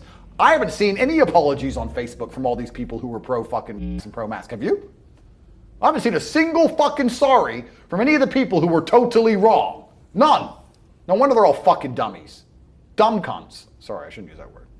Dumb fucks. All of them. And that's why they're going to continue to be wrong into eternity, because they don't punish themselves. I punish myself. If I ever got anything wrong, I would punish myself. If I was wrong about COVID on the scale that most of these people were wrong, I'd be too ashamed to show my face to the rest of the human time. If I was sitting on podcasts purporting the enslavement of man to the level these people have been doing it, I would be too ashamed to walk Earth ever again. I would be apologizing profusely for all of my waking years. I would never shut up about how sorry I was for being fucking psyoped. These people do not feel an ounce of guilt, not a single ounce of guilt, because they are godless. If they believed in God, they'd understand what they have done wrong, and they would feel true moral guilt, because God put morality inside of all of us. They're godless creatures. They don't feel a fucking ounce of shame, none of them. And that's why they're always wrong. If I forget my keys, if I lose my phone somewhere around the house, and I can't find it instantly, I'll say to Tristan, 2 minutes. I'll go, okay. If I don't find it in 2 minutes, I punish myself. I'm not allowed to not know where things are. My phone is here. Because when I put it down, I literally think, you've put your phone on the windowsill. That's how I operate. I put my phone on the windowsill. I know where my car key is exactly. I know where my car is parked. I know the way out of the building. If I go on a ferry or a boat and I go up or down a level, I know how I will get out if the boat tips. Because you think, oh, it's only 2 levels. Wait till it's upside down and full of water. That's how you fucking drown. You don't know. I do. I pay attention because I am perspicacious. Most people misplace their phone, look for it for half an hour, find it, and carry on with their life.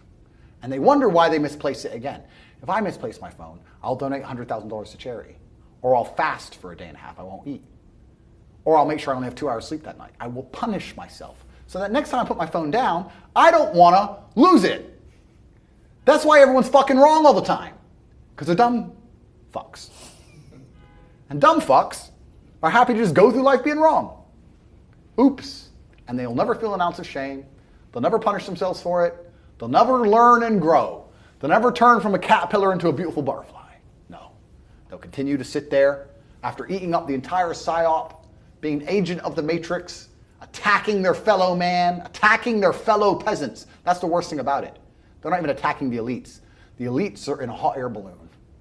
And if Earth was about to explode, the elites would just float away and leave everyone to die. The peasants who are on their side and the peasants who aren't on their side.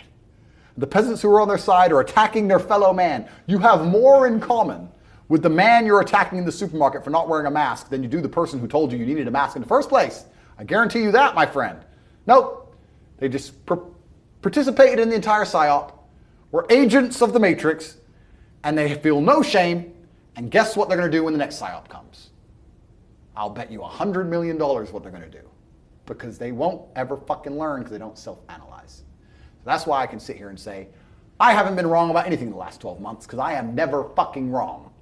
Because I've trained myself to not be wrong. I am also living in a reality where I'm not allowed to be wrong. If I made mistakes, I would be dead. And that's why I don't. I am one of my sporting heroes. I like cricket. One of my sporting heroes is one of the best cricketers that's ever lived, Kevin Peterson. Yep. He's been on my show, and he said every time he got out for a low score, even if it was a peach of a ball, he'd go and punish himself for a few hours. Only way to do it. Yeah. Only way to do it. There's only way to live life. And then you can just stop making mistakes. It's pretty easy to only win if you never lose. It's You win by default. It's a certified way to only win. It's just to never lose. Yeah. If you never make mistakes and you never lose, guess what happens? Oops. Billionaire. That was hard. Just don't misplace your keys. Easy. Back to the 15-second rule. Sure. What's the best advice you ever remember receiving? That's hard because there's so many answers. About 17 answers just went through my head.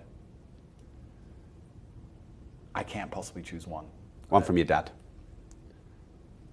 Allow manipulation to find out where your enemy wants you to go, then use your mind to break the trap and punish the perpetrators. And I have to elaborate. Sorry, I know it's That's 15 second fine. rule. But the reason that's so important is because if you don't know where your enemy wants you to go, you might end up there on accident. If you don't allow your enemy to tell you what they're trying to do to you, you might accidentally end up where they want you to be. So you sit there and you listen to their bullshit head to toe and you say, why? You don't even ask why. Listen to their bullshit head to toe and say, okay, I agree. What do you want me to do? And when they tell you what they want you to do, you use your mind to break the trap and you punish the perpetrators. Because once they've told you what they want you to do, you can make sure you never fucking do it. If you never get them to tell you that, they might get you there another way. You might take the B road, right? They might say, we want to get him to do this way. He doesn't believe it. Well, then let's tell this lie. Now he's doing it. So you allow manipulation to find out where your enemy wants you to go, and you use your mind to break the trap and punish the perpetrators. What's the worst advice you ever remember receiving? Follow your passion. Bollocks. Biggest crock of shit. If you're only going to do things you're passionate about and do things you want to do instead of getting up and struggling and doing things you're supposed to do because you have a duty to God and to yourself, you are going to be a loser forever. Would you rather have 5 million new followers or $50 million in the hand? Neither of them mean anything to me. Good question. But I would say 5 million new followers because we now live in an attention economy, and if you manage to use those followers in the right way, you can monetize it far more than 50 million. But it also depends who you are, if you can monetize an audience, if you have anything of value. If you're a dummy, better take the money. Would you rather be the richest man in the world or the best fighter in the world? So best fighter and skin, richest man and a not good fighter. I was going to say pussy, but I don't use that kind of language. Me neither. My daughter's watching. Me neither. I never swear. Good question. I would choose the richest man in the world because physical power is fleeting, unfortunately, and the richest man in the world would allow you to have a longer period of enjoyment. It would just last longer. What's your biggest failure? I've failed to yet free everybody. But you know what? I don't think I want to free everybody because if everybody's free, the world would be pretty chaotic. I don't know what my biggest failure is. I've never really actually thought about that question. I don't think in the paradigm of failure. Every day for me is a winning day. It's just how much I've won. Perhaps I haven't won 100%, perhaps I've won 62%, but every day I win. I don't fail ever, so it's hard for me to even answer that question. To even contemplate the idea of failing for me is very difficult. It just doesn't happen. What's your biggest regret?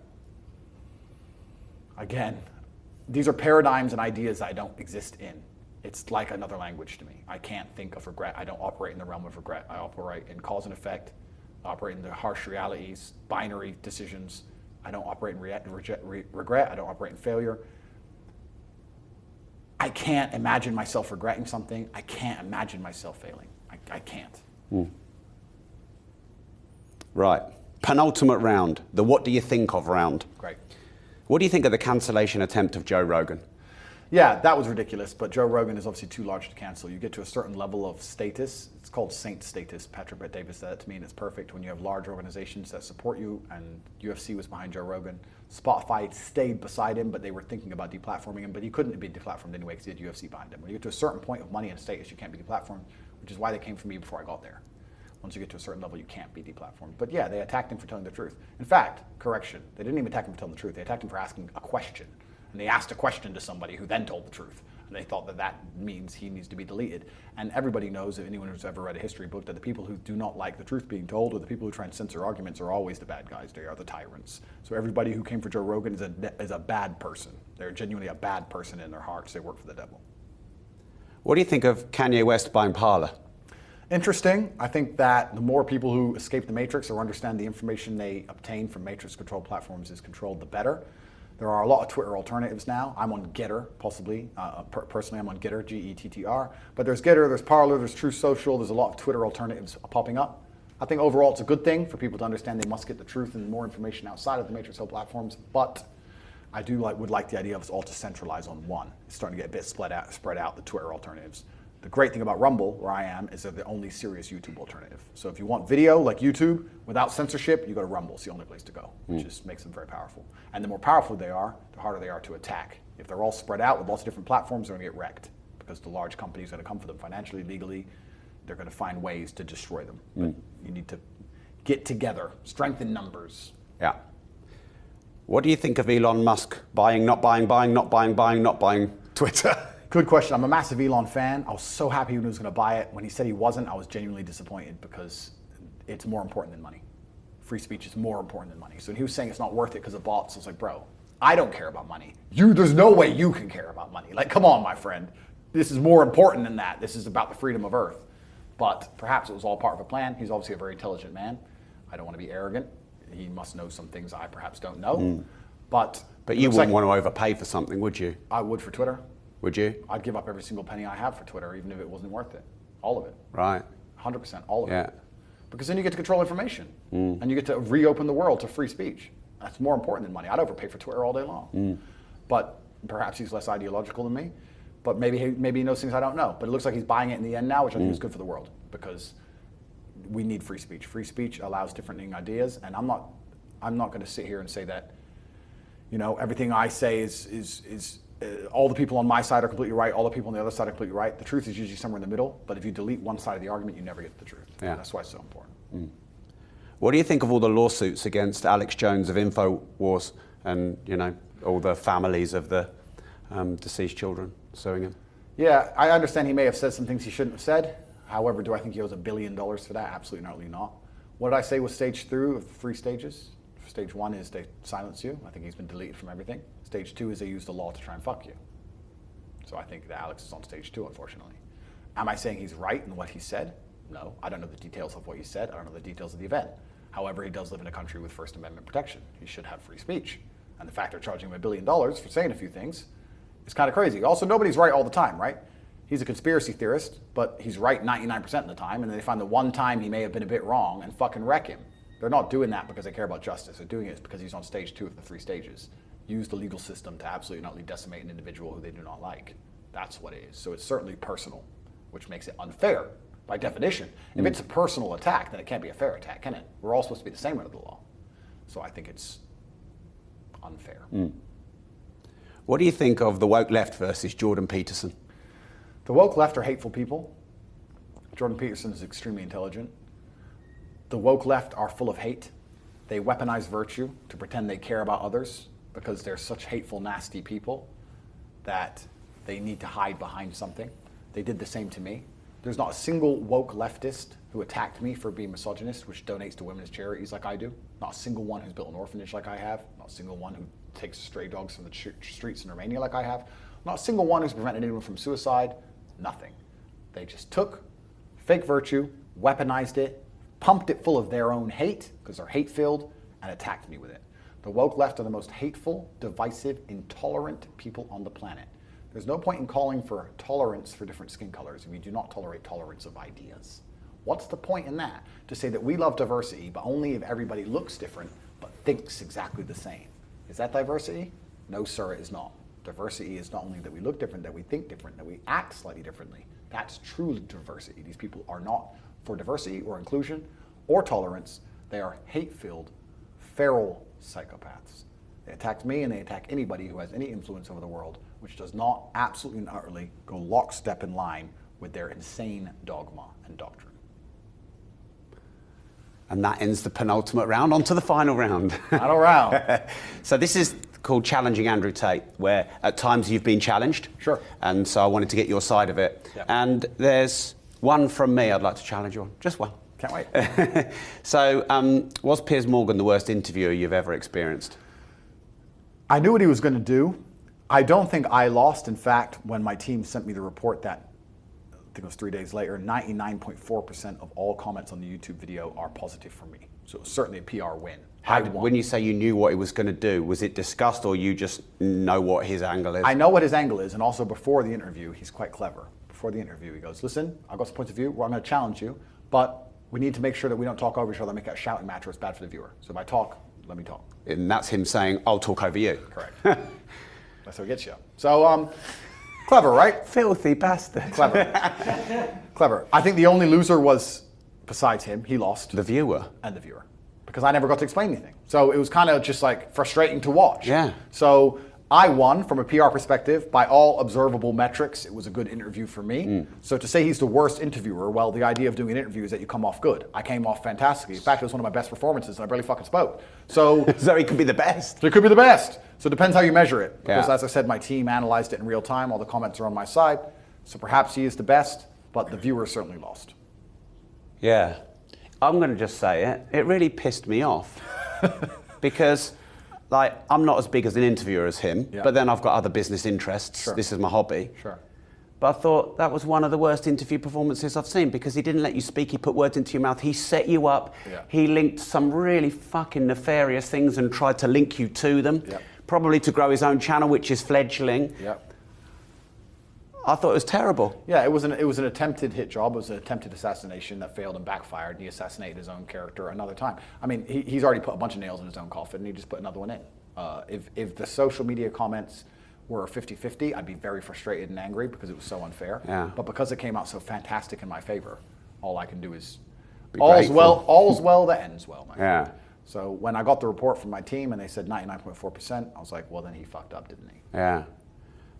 Like in my mind, as we were planning to come here, it's like, if you're going to interview Andrew Tate, the biggest fucking mistake you could make is not let him speak. Yeah. What, you don't interview Andrew Tate to fucking speak the whole time. Is that not just Yeah. 101? It's true, especially as I speak so much and I speak in such long form.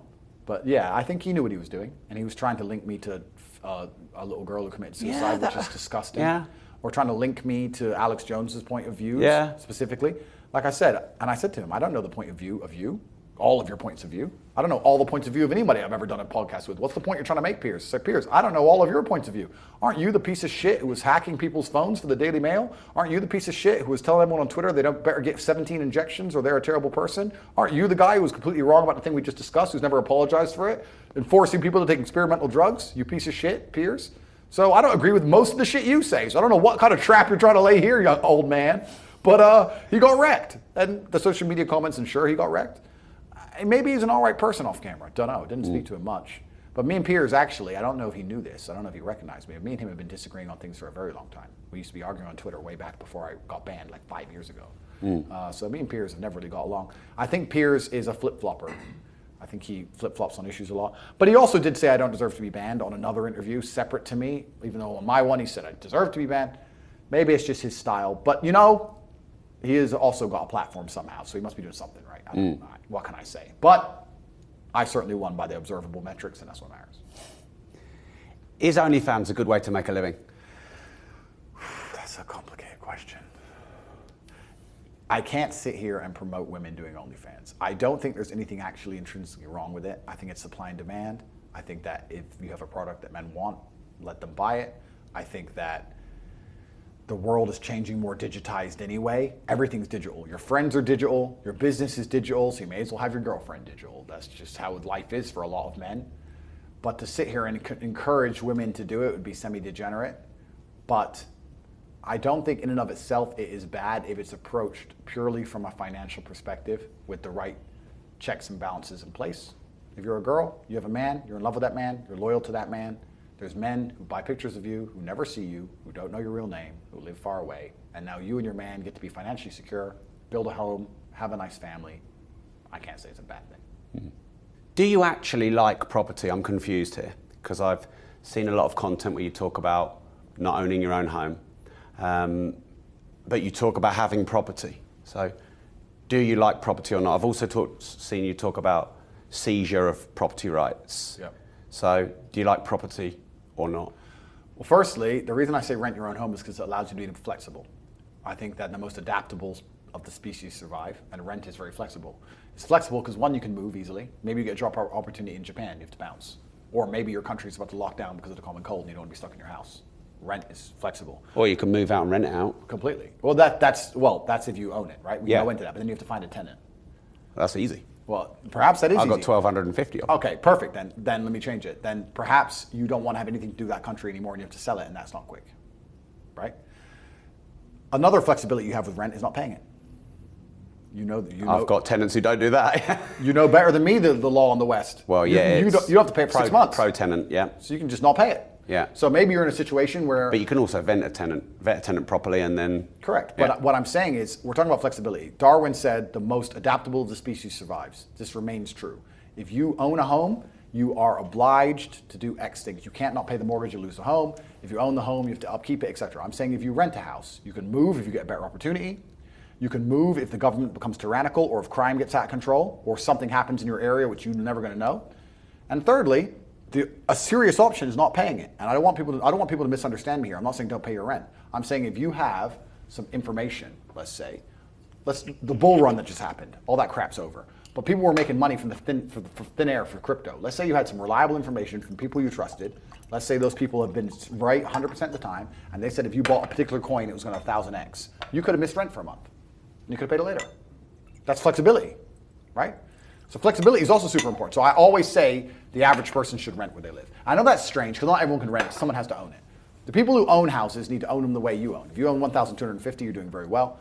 The way I own a house, it's not a mortgage. It's just give me this, beep, put on the card, bang, done. I own it, done. I don't live there. There's no work for me. If I had to sell it, I'd never need to sell it quick. I'd never need the money fast. It's something. It's just an asset. But that's why I say most people should rent until they're wealthy enough to buy it in cash. If you can't buy a house outright in cash, you shouldn't buy it. And even then, if you buy it, you need to be very careful. You need to make sure that that government is never going to turn on you. That area is never going to become downtrodden. And also understand that owning a house isn't free. There's property taxes, there's maintenance, there's upkeep. A lot of the time, by the time you pay all that shit, it's not far off rent. Why would you not turn the bank system on themselves and get a mortgage on the property and leverage the bank's money and then have better opportunity cost of capital rather than buying houses for cash? Absolutely, sure, that is a way you could do things. But now you're indebted to a bank. And it's fine if you have money from the sky, you can make money anywhere, that's fine, right? But if you are working a job, let's say in central London, and you owe money to this bank now because you've done it this way, that bank has a degree of control over you. You can't just quit your job. You can't just move. Things become very complicated. It just destroys your flexibility. To answer your question earlier, I don't own any property. I don't own anything. I own this suit, and that's it. So I don't own any property. Some friends of some trusts with some companies which are registered from Singapore may own some property. Right. I have the keys to, but I don't own anything. So you have some assets under your control that are property, but you don't own them. I don't have any. The Matrix hates me. I don't have anything. But I have some keys to some houses. And yeah, of course, they appreciate. Of course, you can rent them. I completely get it. But the truth is this. Property, like many other things, is very successful for some, but for most, I think it wrecks them. It's player versus player, like I said, in everything. Doesn't matter if it's a cryptocurrency, which you buy at $1 and sell at $10. If you sold at $10, someone bought at $10. Someone gets wrecked. It's the same with property. You've done fantastically well from it. Congratulations. My property has never lost me a penny. Sorry, if I owned property, it would have never lost me a penny. Congratulations to me. But there's a whole bunch of people who get up, finish university, get a mortgage they can barely afford, work their ass off, pay huge interest rates, sitting there paying, and either a financial crisis comes and wrecks them, or they lose the home in the end because they couldn't keep up with the payments, or they finally get it paid off and they're so old that their life's fucking shit anyway. So property is not the be all and end all to anything. And in fact, I would recommend to most people, and if you look at most people's finances out here on the street, if you were to take 1,000 people who are watching this right now and look at their finances, 950 of them would be stupid to buy a house. There's 50, it's a good idea. But for the majority, it's not. Could you say that about any, sorry to interrupt you, so I think it's the first time in 3 hours, so No, sorry. no problem. Couldn't you say that about 1,000 set of case studies of any human being? Yes, you 1,000 could. of them shouldn't go to your martial arts class because only 50 of them will survive. Yes, you could. But the difference is the Matrix tries very hard to push the idea of property. Some of the other things... But you can play the Matrix at its own game. Completely. 50 of them can. 950 can. And this is my point. My point is that the Matrix says do property, do property, do property. That is only applicable to a very small percentage. It's not applicable to everybody. The Matrix doesn't say do other things that are applicable to everybody. No. It tells everybody the same blueprint. And that blueprint used to be applicable to a lot more people. I don't think this was actually as deliberate as people understand. 50, 60 years ago, property was fantastic for almost everybody. 1 year's wage, you get a house. That house cost 75 grand. Now it's 450 grand. Fantastic. You did good. Absolutely.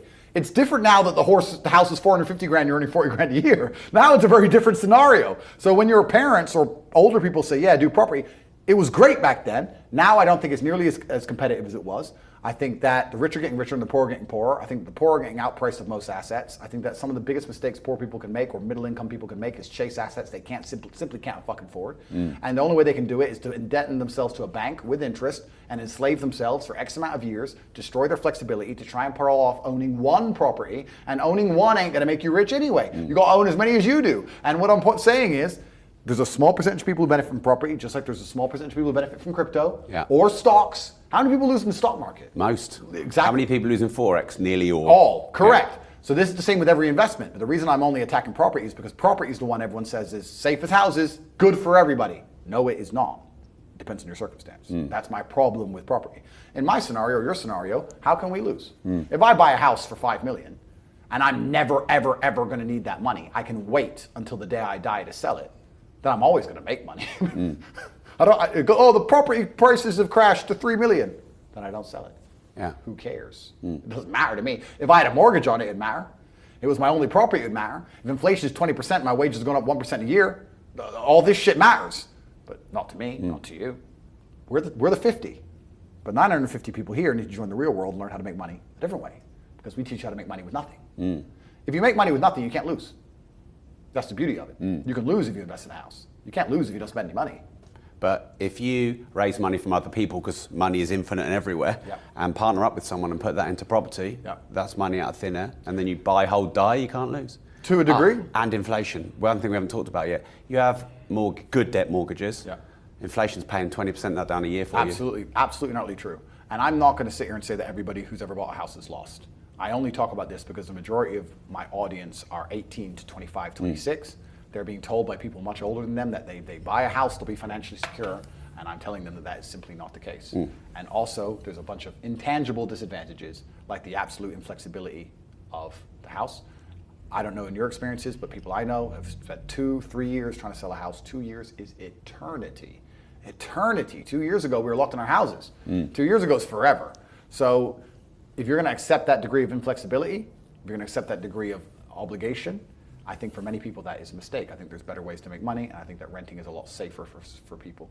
Especially now we're living in a world where a lot of money is made online. I have so many people who can make money online. If you're making money online, even living in a Western country is stupid. Go to Thailand. Live for a fraction. Be safer. Not get stabbed. Like even living in the West in general is dumb if you're making money online, and more people are.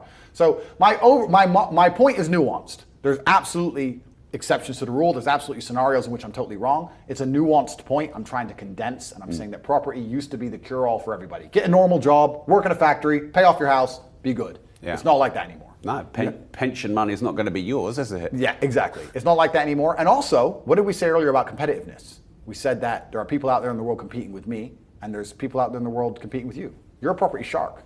You just said it. You're an animal. They're competing with you. Like you can pay more for it and overpay for it because you know you're going to have whatever. You can buy the houses next door and put shit tenants in them. Like if you want to fuck somebody, you could. So they're also competing with sharks, and this is the point I'm making. The reason I'm anti-property is because often it's a 24-year-old guy who just got his first good job out of uni. He might be able to, if he eats ramen noodles for the next 15 years, pay off this fucking council terraced house in Liverpool. And I'm like, bro, that is not going to save your life. You're going to be 50 in a shit house. That's dumb. So are you saying to earn your money from a standing start. Putting money into property is probably not good, but when you've got wealth, parking it into property is good. Correct. I think that if you have a lot of wealth, parking your money into assets in general is good. I think that property is a pretty safe asset overall, globally. It does go through some ups and downs, but property performs, you know, it's certainly a fantastic place. I think as a way to generate wealth, there's some people who say it can be done, that's fine, but I think it's very inflexible. I've always preferred flexibility. I think we now live in a world where a lot of money can be made online, a lot of money can be made from a phone, a lot of money can be made from a computer. And also, this all ties back into the very beginning where I said the ultimate bottom line of the world is violence. Property seizure is a perfect example. You mentioned property seizure. But surely that's something I wanted to ask you. I feel like that's the last thing they'll take before a full-on fucking war. Like they'll take everything else first. They'll call in the gold. They'll, you know, debase money. That'll all happen before your fucking house. Well, if they're going to do it to the whole population, I agree. But if they're going to do it to an individual, I disagree. Yeah, if you don't pay your parking ticket, they'll take your house. Sooner or later, may take a year, may take 2 years, they will take your house. So my question is this, do you own it? This is my problem with property. I own my house, do you? If they can take it off you anytime you annoy them? No. If you don't pay your mortgage for 3 months, you'll see you own your house. Yeah, that's right. If you don't pay your taxes, see you own your house. If you don't wear a mask when they tell you to and you get a fine for not wearing a mask and you think that's injustice and you don't pay the fine and they add money to the fine, then it goes to court, you're supposed to turn up, you don't, they send a bailiff, you tell the bailiff to get fucked, they will take your house. So if you don't wear a mask, they take your house. So do you own it? This is a philosophical question and you can answer. Do you feel like you own your property? Because I would argue that you don't own shit. Philosophically, I don't think I own anything. Well, I would actually disagree with that again.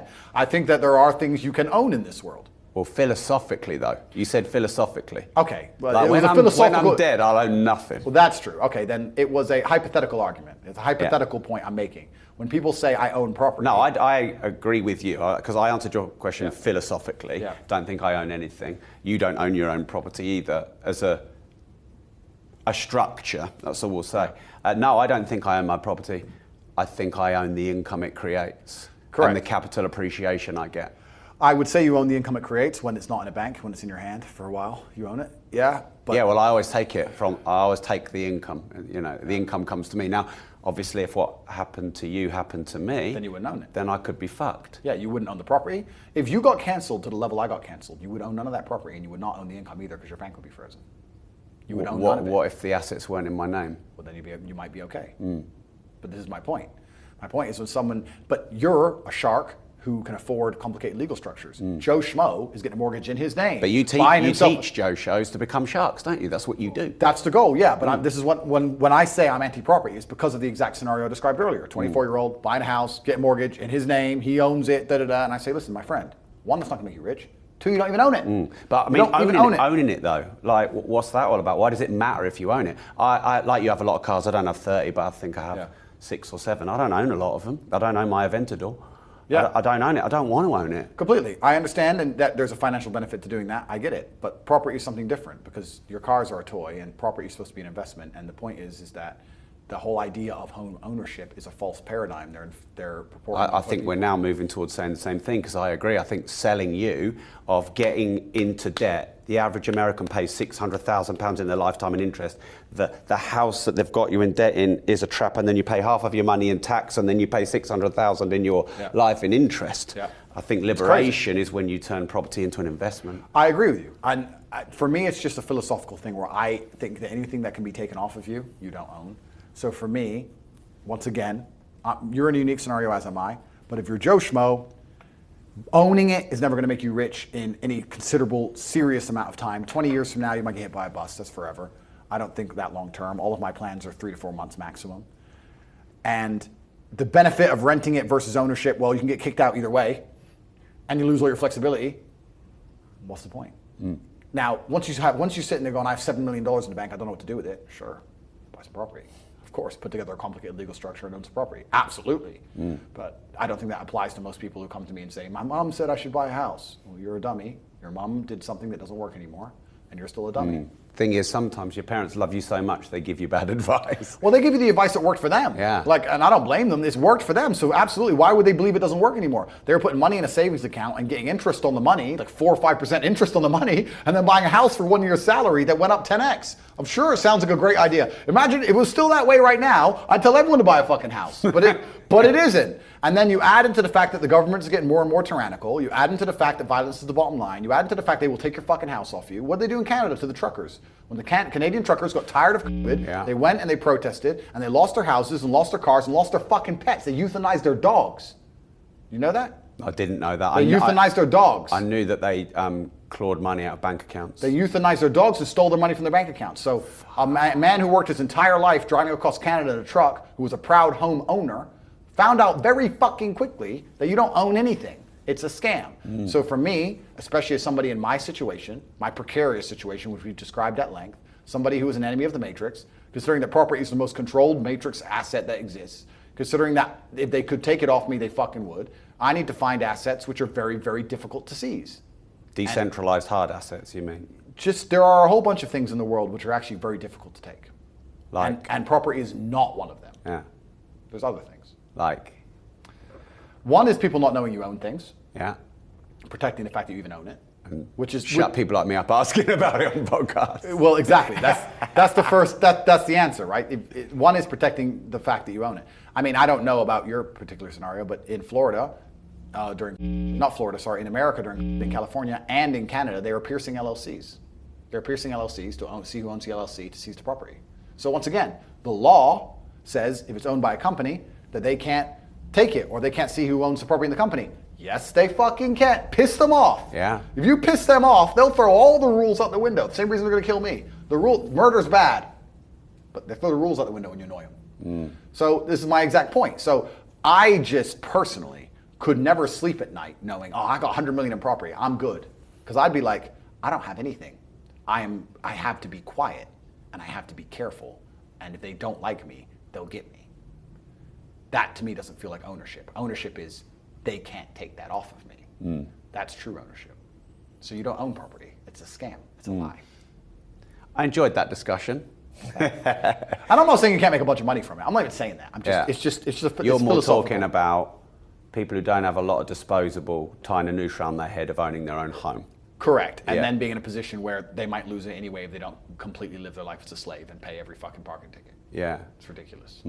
I mean, because how do they really enforce parking tickets? Let me give you a quick story. I bought an Aston Martin DBS 3 months ago. I pulled up outside the hotel. I bought it in London. I pulled up at the hotel. I parked in the double yellow. I left it there. Traffic warden was right there. So I'm going to give you a ticket. And I said, bro, have you ever seen James Bond look for parking? Give me a fucking ticket. Don't care. Put a ticket on it. Went in the hotel. Stayed in the hotel come on, I'm busy. Stayed in the hotel for 4 days. Ticket. It came out to a window. It was on my Instagram before they deleted it. A window of tickets. Now, how do they enforce those tickets? Well, we said they'll take your home off you, right? I don't own anything. I don't even own that car. And the car's not in the country anymore. It's sitting in my house in Bulgaria. So now what the fuck are you gonna do? So I got thousands of pounds of parking tickets, and guess what happened?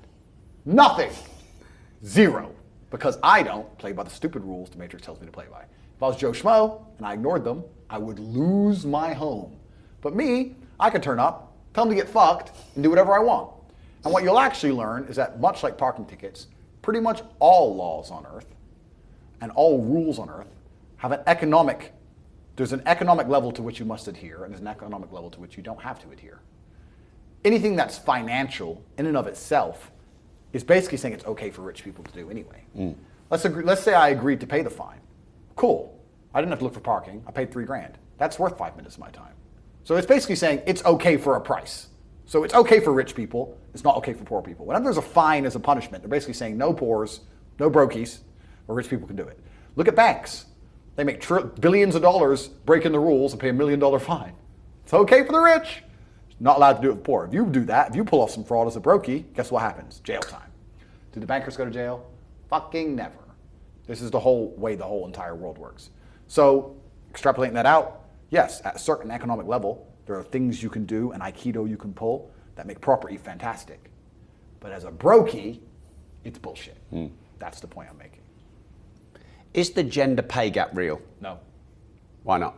Because women choose jobs which are generally lower paying, because they choose jobs they're more passionate about and interested in. And funnily enough, when you're interested in a job, it's probably not as hard as a job you're not interested in. If you're only going to do things you're interested in, they're going to be entertaining, and if they're entertaining, they're not going to pay you very much. I believe if the gender pay gap was real in the world we currently live in, as competitive as it is, there would be companies which only hire women because it would save a whole bunch of money. And you don't get that. I've seen this subject argued at length. I haven't had a job in so many years, I don't know.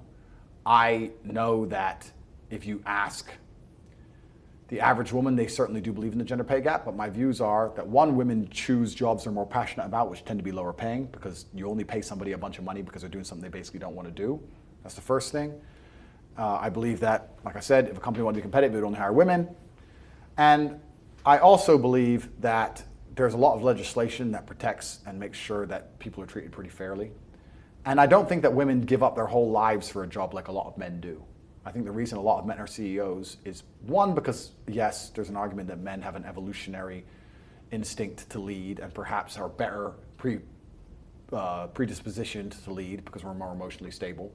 There is that argument. But truthfully, I know men like me who give up our entire lives to work. All we do is work.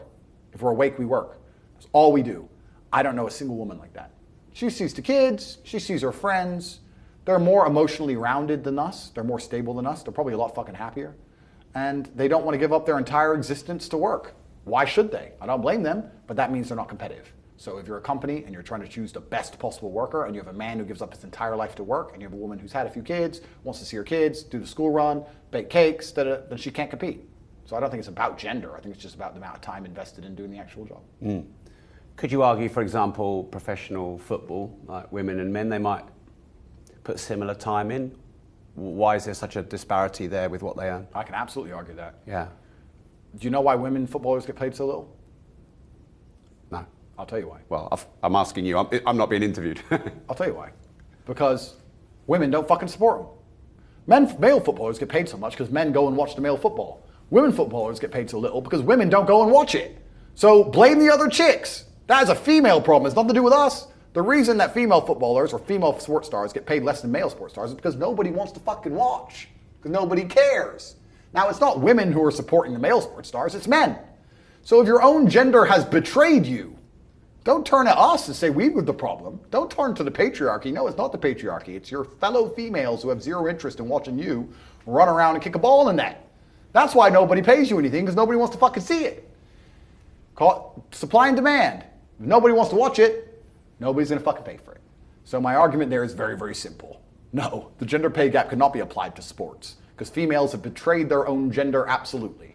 So to sit there and try and blame men is asinine.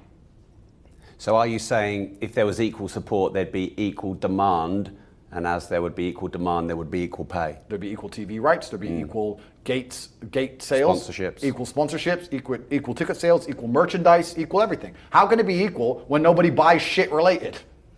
What kind of stupid mindset is that? And this is what I'll say, gender pay gap, I play football, but nobody watches you play football. That's like me playing guitar in a room by myself and asking why I'm not paid the same as Bruce Springsteen. Because nobody comes to my concerts. I'm on my own. I'm sitting there staring at a wall like a dummy. If you're gonna go kick a ball around and nobody wants to see it, then don't complain when nobody wants to pay you. Nobody wants to see it. It's not my fault nobody wants to see it. I don't want to see it. Do you want to see it?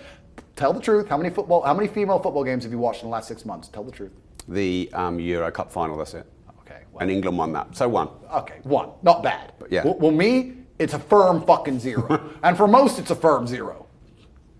Tough luck. That's life. However, let's flip it before I get called a misogynist. If you were to have a beauty pageant, the women get paid more than the men. Does anyone ever complain about that? No.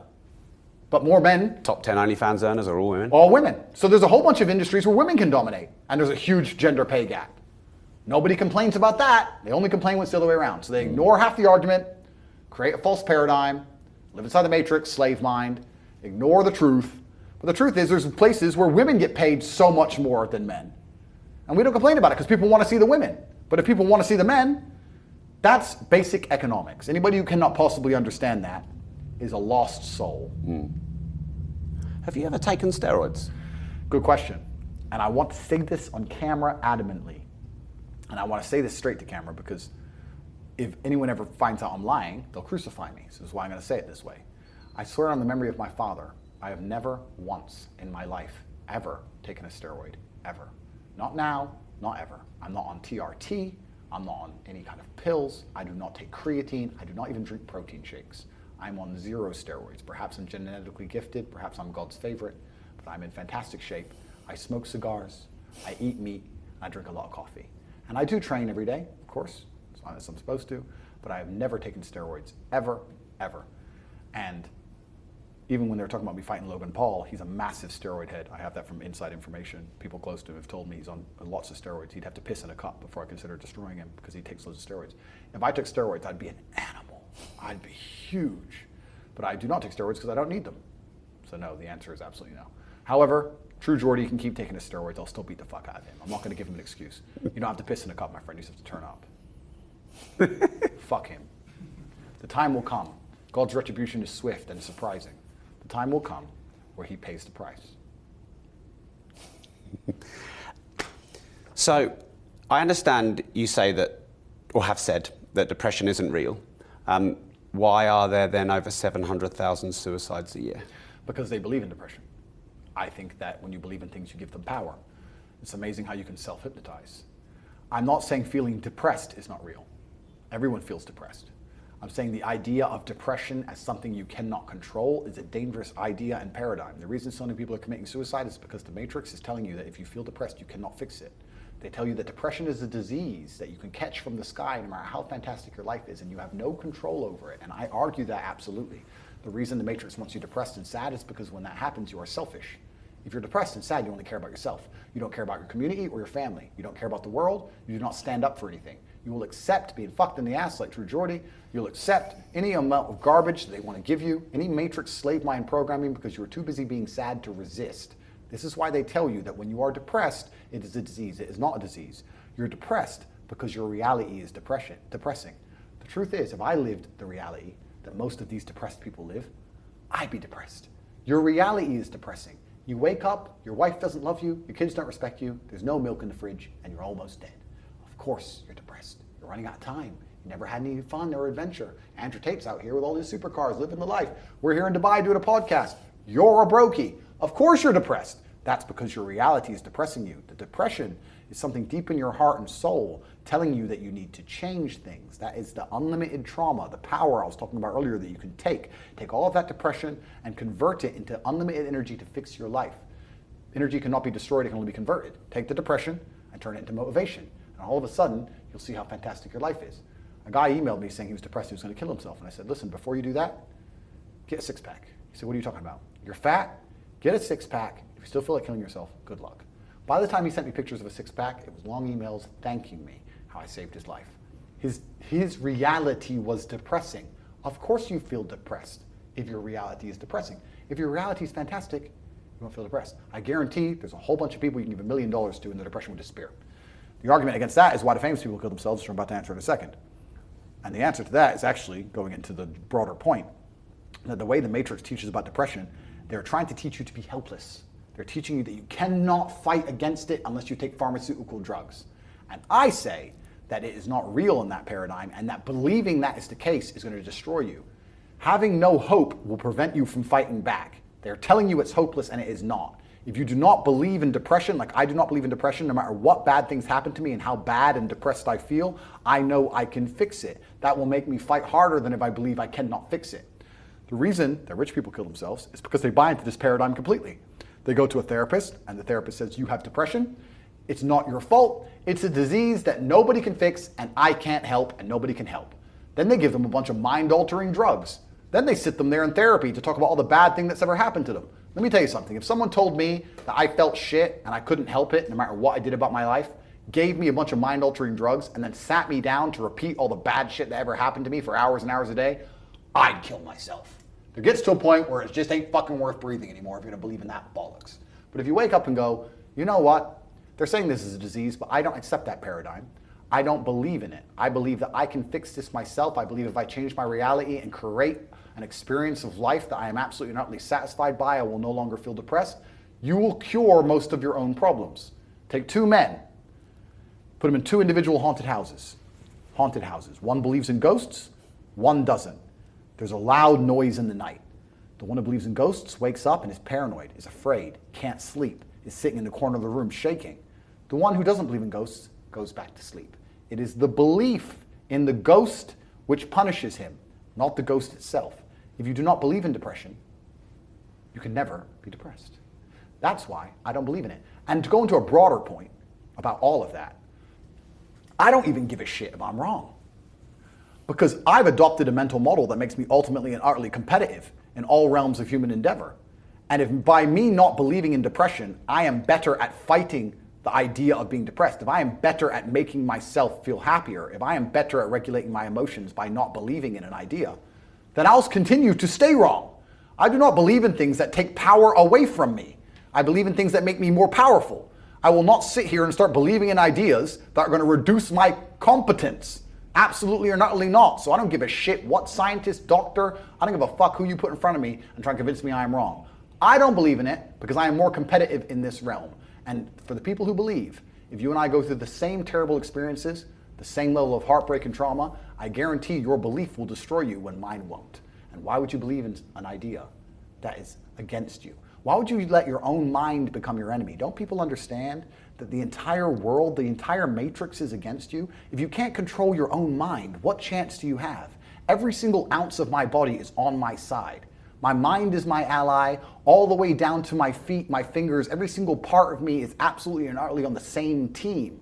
We are a united front against the enemies of freedom. How can I have my own mind betray me and tell me that I can't do something? I don't give a fuck if I decide to jump off this building. If I decide I'm not going to die, I am not going to die. My own mind will not betray me. Perhaps I'm wrong, but I believe that I stand a better chance of survival if I believe I will survive, as opposed to thinking I will certainly die. People underestimate the power of the mind. I do not believe in anything that takes power away from me, and another thing I do not do is adopt the thinking of people who are sad. When I say this, depressed people send me long emails trying to convince me I am wrong. Why the fuck would I want to think like you when you don't want to live? Why would I want to think like you when you want to kill yourself and I'm perfectly fine? Adopting the thinking of somebody who doesn't want to live anymore is probably the most stupid, asinine, inane, childish, ridiculous thing a functioning adult can do. If you're depressed, I don't want to think anything like you, so take your opinion and get fucked. Two more questions. We were talking as we walked in briefly about how the UK is fucked. Correct. So we agree. Let's shake on that. Agree. We agree. Yeah, we agree. So do you want to just give us a little snapshot of your thought on the state of the UK, the politics in the UK, your thoughts? Sure. Empires rise and fall, civilizations decline. It's such a shame because the patriotic Brit in me is genuinely appalled at how it was the largest empire on earth. The good old World War II days, stiff upper lip. Britain was such a beautiful country. The countryside to this day is still beautiful if you can avoid the crime-ridden cities. It's truly a shame what's happened to that amazing nation. They have failed because they have abandoned their age-old traditions. They've abandoned their religion. Christianity has failed to preserve any morality amongst the populace. It's failed to be a fearsome ideology that people do not want to fight against. So Christianity as a religion has failed by extension.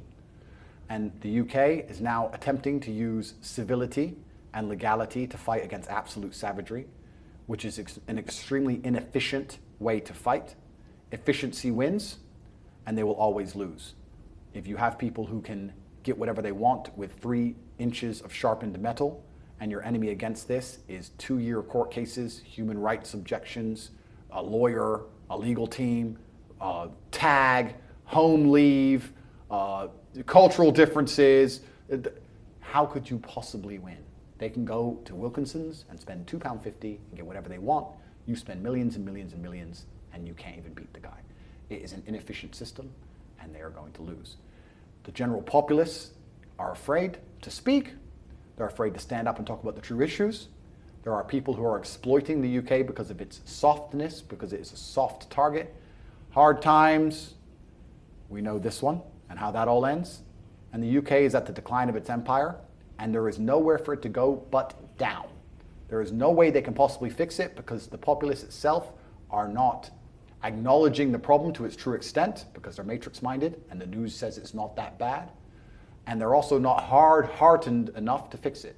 We live in Dubai, we're in Dubai now, where you have 200 different nationalities, an 85% immigrant rate, and 0 crime. Do you know why? Because people fear the law. It's kind of like if you walk into someone's house and it's pristinely clean, when you finish with your cup, you'll take it out. But if you walk into someone's house and it's a shithole, when you finish with your cup, you leave it on the table. Who cares? It's a shithole. And that's the problem we have with the UK now. When you walk into Dubai, everyone behaves, so you behave. When you walk into England, nobody behaves. So why the fuck would you behave? And nobody's scared of the law. Nobody's scared of their religion. Nobody's scared of the average English man. And it's actually a shame because the British were a warrior nation, perhaps the best in the world at it. The average English-British man is too busy fighting against his fellow man for some football game as opposed to fighting against anything important. The whole nation, head to toe, has failed, whether it's the way men interact with women, the way that children are raised, the things they teach in school, the family unit, marriages, the legal system, the financial system, the judicial system, the political system, the fact you cannot walk down the street alone at night with a nice watch that you worked your life for without getting stabbed to death by somebody who wasn't even born there, proves that it is a failed nation state. And I absolutely not recommend anybody with any money to fucking leave. This show is called Disruptors. What does the word disruptive mean to you, Andrew?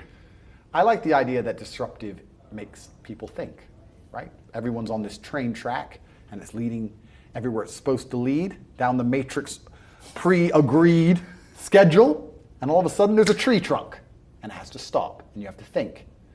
My primary goal when I speak is to make people think. This is why I am deliberately provocative sometimes. Sometimes it's why I swear, like we discussed earlier. Because by saying things that jolt people's brains a little bit, they might slow down and think and absorb. If I sit and I don't talk as aggressively or quickly or compendiously or concisely, or if I don't swear, then it's very easy for it to go in one ear and out the other. So my talking style is designed to disrupt. So it seems like I'm on the exact right show. I'm in the place I'm supposed to be. Amen. I'm really grateful you've taken all this time out of your very busy life for us on the show. It's been a pleasure. Thank you, bro. Andrew Tate, thank you very much. I have a question for you before we end. Yeah, sure. What's the one thing I've said today that you disagree with most? Property. I bet. Yeah. Property millionaire disagrees with me. Funny enough. Yeah, property. I agree that we don't really own everything we think we own. Yeah. But I have hundreds of properties in my city. Yeah. And I've worked hard to build those, and I know the amount of money it makes for me, and I've seen them go up in value. I started buying 50 grand sheds. Wow. And they've all gone up 3 times in the last 15 years. Peterborough, not far from where you were born, Luton, just up the road. I have always believed in owning your own home. Yeah. Because I think that asset you can leverage, because you can use it as collateral and it can get you started. But I do see your point, and I think society has changed whereby you're right, you only need a laptop now and you can create content and you can be more mobile. Yeah. And I think 10 years ago I'd have been completely with what you've said. I'm a bit older, I've got kids, having a really nice home that you own. Completely. You rent somewhere, you can't do what you want to, you have to have shitty carpets. That's true. Making an oasis, like this is my castle, I fucking own this place and I'm going to build my empire from this castle. I get it. And I've got that at home. I get it. But I enjoyed our discussion, and I think you probably swung me a little bit on the freedom part. Yeah. That would be the only thing though, but no, I think that I've really enjoyed the conversation. I think you make a lot of good points. I think you're very misunderstood. Thank you. And I wanted to give you 3 hours to talk without fucking interrupting you, Piers fucking Morgan. I appreciate that, and I also appreciate that we had a conversation, we had differing points of view, and neither of us are calling for the other one to be censored, because we're not feral psychopaths, which is also nice. Yeah. Isn't that the baseline of interaction between grown-up adults? Isn't that the baseline of humanity and civilization as a whole? Discussions between people and differing points of view. I love to sit and talk to people I agree with and disagree with, and I've never called for any of my enemies to be censored in any regard. The people who are trying to censor me are genuinely the enemies of freedom and evil, and I appreciate you allowing me to speak. It means a lot to me, and when I ever come to England again, hopefully not for a while, but if it ever happens, we'll have to grab a coffee. Yeah, that would be great. And could I ask you one question? Sure. because I always want to improve in everything I do. Sure. Hardcore. Sure. Never satisfied. The only things about this interview I remember are the mistakes I feel that I made. Absolutely.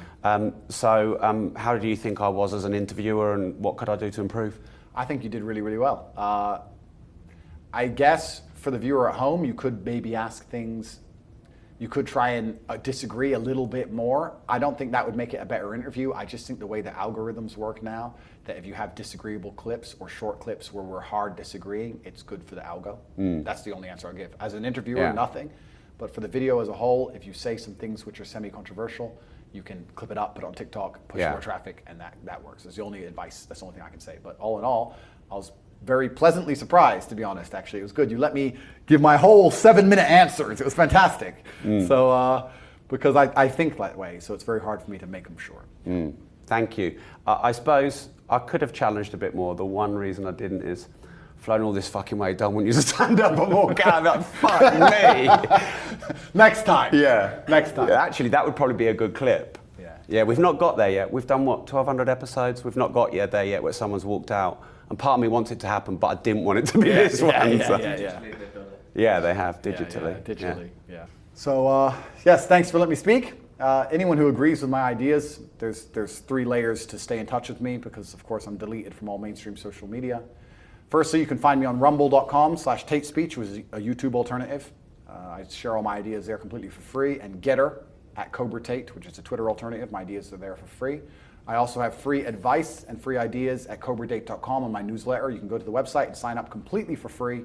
Every day I send an email with mindset and tips and tricks. Anybody who's interested in making more money is The Real World, which can be found on CobraTate.com. And anybody who's interested in finding out the secrets of how money and influence and power can be used, there's The War Room, which is on CobraTate.com. Thanks a lot, Andrew. It's been great. Thank you. Thank you. Do not leave this page without leaving your views below now. To watch more Disruptors interviews, you can see them here. Before you go, make sure you like this video, subscribe to the channel, and turn the notification bell on. And remember, if you don't risk anything, you risk everything.